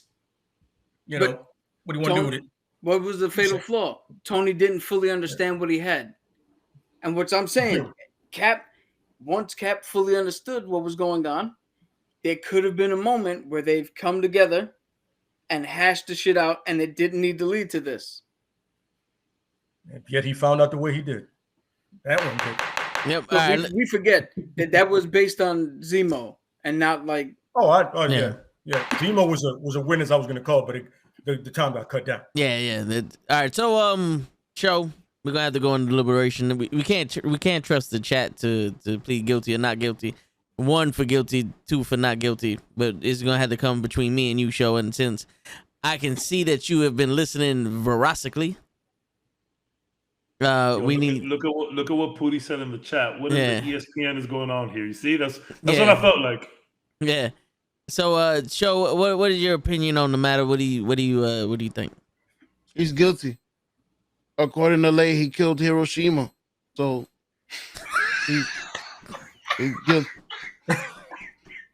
I was listening to everything. Like, since when did you say that Cap bombed Hiroshima? No, oh my God. You say Nakashima and then you go left. All right. Since obviously, you know what? It's my fault. I Yeah. said that name way too many times. yeah. That was my bad. That's my bad. Wow, Captain America bombed Hiroshima. Yeah, Wow. All he called was the Chima part. Yeah. He didn't catch He anything. didn't even cast Naka. He didn't cast Naka. He just Didn't get to just Naka, like goes Shima. Seymour. Our regards to Hiroshima. Oh, regard to that. Yeah. Captain America did not bomb Hiroshima. Yeah. Okay. That Winter apparently that Soldier was killed Nakashima's son. yeah. Oh, Appa- That's what I apparently wanted to say. apparently that was one of the Eternals who killed who bombed Hiroshima. Yes. But yeah. That was the one that didn't make it. The Eternal that didn't make it. Yeah. This trial has, brought forth pertinent information on both sides. Now, based off of the arguments on both sides, it is very difficult for me to come to a conclusion. Now, I can neither say the man was right nor the man was wrong due to certain factors of Tony Stark's personality and his mentality at the moment in time. And we can never question Captain America's veracity. We can never question his manhood, his integrity. And His integrity? that's what I said. His integrity. Okay. Yep, my bad. Yep. Forgive the accent, and Bucky Barnes at the Killing time. Nazis. Yeah. Bucky Barnes at the time was under mind control from Hydra. But we cannot forgive that his body has killed over 60 people. He His body. Yeah, he was one of the greatest assassins in there. His body. Now we are judging a case of morality. Whether it's right and wrong. Yeah. For me to say he was right or wrong based on the circumstances of the day, I would feel like I am cheating life. We would not know if he wasted. What's the face for? We would not know. We did all this for nothing. Are you gonna say mistrial? Are you gonna say mistrial? Yes, what I'm trying to say is, due to the arguments that were made of Tony Stark's temperament, one can say if he was knowledgeable to the facts beforehand, he might have went looking for Bucky for revenge. Because as a man, if I found out someone killed my mother, I would go after them also. The facts were not 100%. They were not proven to be 100% in Captain America's knowledge. He knows Bucky killed him. He doesn't know why he killed him. He did not know he was under control at the moment. So I would have to say that this trial would have to be bless you, show. And you said it so eloquently. I would have to say that this trial right here is the stalemate. We are the impasse. Mistrial. And we would this one cannot be concluded. This is Kangaroo perfect. court. This is perfect. I'm telling you, I can't make up my mind on it, bro. I've been back and forth all day, but I did pick one. Because the thing is, it's like the way it was brought to him, the information. There would have been a way for Bucky to tell him the same way he told Hiroshima after he bombed it. And maybe Tony could have accepted the information better. Oh my God, Hiroshima, I love it. And also, who is Captain America to take away a future personal growth of Bucky? Because you're right. That's a good point. Bucky has a chance to grow and cope with the fact that he may have not have been in control of his body when he killed these people, but it was him. And to settle his mind the same way he apologized to Hiroshima, I love this. he has to apologize to Tony. I love this so much. So a question of morality cannot be answered yes or no. Called the mistrial. So, This yes. is so good. So- I'm sorry. That's a good way to end, bro. It's a good way to gotta give props to Bucky, to Sergeant Bucky, for having the brass to man up to everything he did, even though Yes, it wasn't yes. him. accountability. Because- That's a next level kind of human being right Yes. there, man. I do Because if that. he- I do that at work all the time. I fucking he take, didn't- I take responsibility for everyone's mistake. Not my colleagues, but like, you Yeah. know, I sell cruises. So I do my job great. They get to the cruise and someone does something stupid in the cruise, nothing to do with me. But then when they come back, I gotta take the blame for it. This is it is what it is. Accountability, Yeah. bro. Yeah. I will give that to Bucky. Bucky, Yeah. he went in stride and he was like, you know what? I did it. You know, whatever happens to me, I did it. Because if he didn't, then that would show that he is not the man, or he is the man that killed everybody. Can we just have a quick moment to just embrace the character arc of Mr. James Francis Buchanan? Like, bro, he just turned into someone completely different. It's incredible where he's at now. I don't know. I love it. I love it. Yeah. Side note: Episode 4 of Hawkeye was fucking great. Oh my Yes. god. Oh, yes. But I'm not even talking about. I'm just talking about Clint, talking about Natasha, and all the things that he was dealing with. Bro, he is killing it. Like I said it last time, he is acting his fucking ass off. It's insane. Yo, that whole part, that whole scene. Marvel is at its best when people are just chilling, just talking shit. They really are. One of my favorite scenes from, you know, a controversial movie, Age of Ultron, is just when they're hanging out and trying to lift the hammer. Yep. It's a good scene.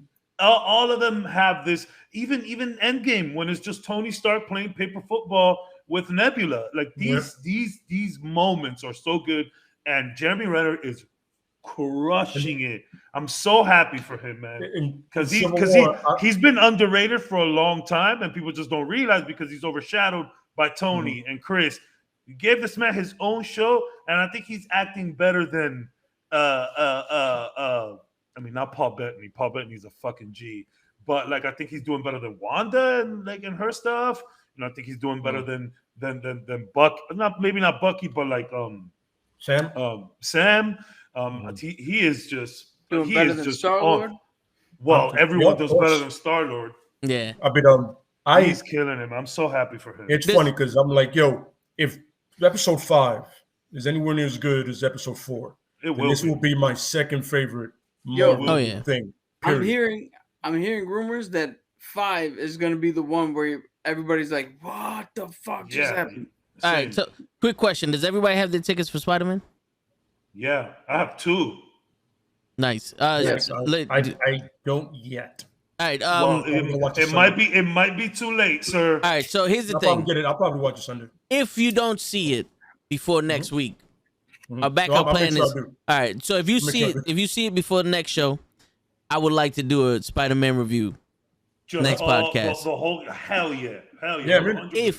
If one of us can't see it, I'm not gonna. Sylvia did. Yeah. I'm not gonna include show in this, but show if you see it, you can do it. But what if one of us doesn't see it, then next week we will talk about Miles Morales because I want to deep dive into Miles Morales because I don't know fully about him. I know a little bit. I know a lot of it about a little bit. Can you guys all please see it though? Don't get me wrong. Yeah. I would love Sunday, we got Miles the Morales, tickets. and we could roll that in. We could roll in what we're gonna see in Spider-Man to Miles Morales. I'm not saying there's gonna be a connection, but the way the MCU has, and I don't know if anybody agrees with me, the way the MCU has presented Spider-Man is already very Miles Morales. Yeah. I think so. It's like it's not Peter Parker, it's very different. So I know there's a lot of fan theories out there that's saying this will ultimately lead to Miles Morales. So we could do both, but please try to watch it. I have tickets for Thursday night and Friday morning. We have tickets for Sunday, so it's funny. That's probably what I'm aiming for. Yeah, but I'll go nice and early. Oh yeah, and get this. Sorry, I don't want to keep taking time. Tomorrow, Hawkeye episode 5. Thursday, Spider-Man. Friday, The Witcher 2, The Witcher season 2. I don't know how you guys feel about The Witcher, but that starts this Friday. And also tomorrow we're gonna watch the first Matrix in honor of the Matrix 4 that's coming out. And Thursday we're gonna have the Knucklehead Wrestling Awards. Sweet. Yeah. Friday, the Toe in the Show like always. And then Saturday, a very special Saturday, a Christmas feast where we will Christmas extravaganza. also have the Knucklehead Awards. The Knucklehead Awards, they have been voted on, and they will be given this Saturday. So it's a very special thing going on. The call up, Kenny from the call up will be there, and who else is gonna be there? The Pro Wrestling Podcast and Bleaks. Bleak's gonna be there. Yep, all of us. Krills will be there. Gigi can't make it. She can't make it, but she's gonna be there in spirit. Shout out you, Gigi. We're gonna need you to send. We're gonna need you to send someone a acceptance speech when you win a very certain category. Yes, that is all you. It's all you. Yeah. We're gonna need something. And like my boy Judge Toe Brown would say, and on that note, it's your friendly neighborhood knuckleheads signing out. Sir. Thank you, Judge Judy, the executioner. That's right. The whole time. Yo, Cabs, can you stay on for like 5 minutes? All right. Yeah. Let me get a little comfy though. Do you think? I don't want to strip in front of y'all. Yeah, it's so good. I'll leave the sound on so you can hear the squishes. Nice. Yo, all this money I paid, and he's gonna turn his camera off.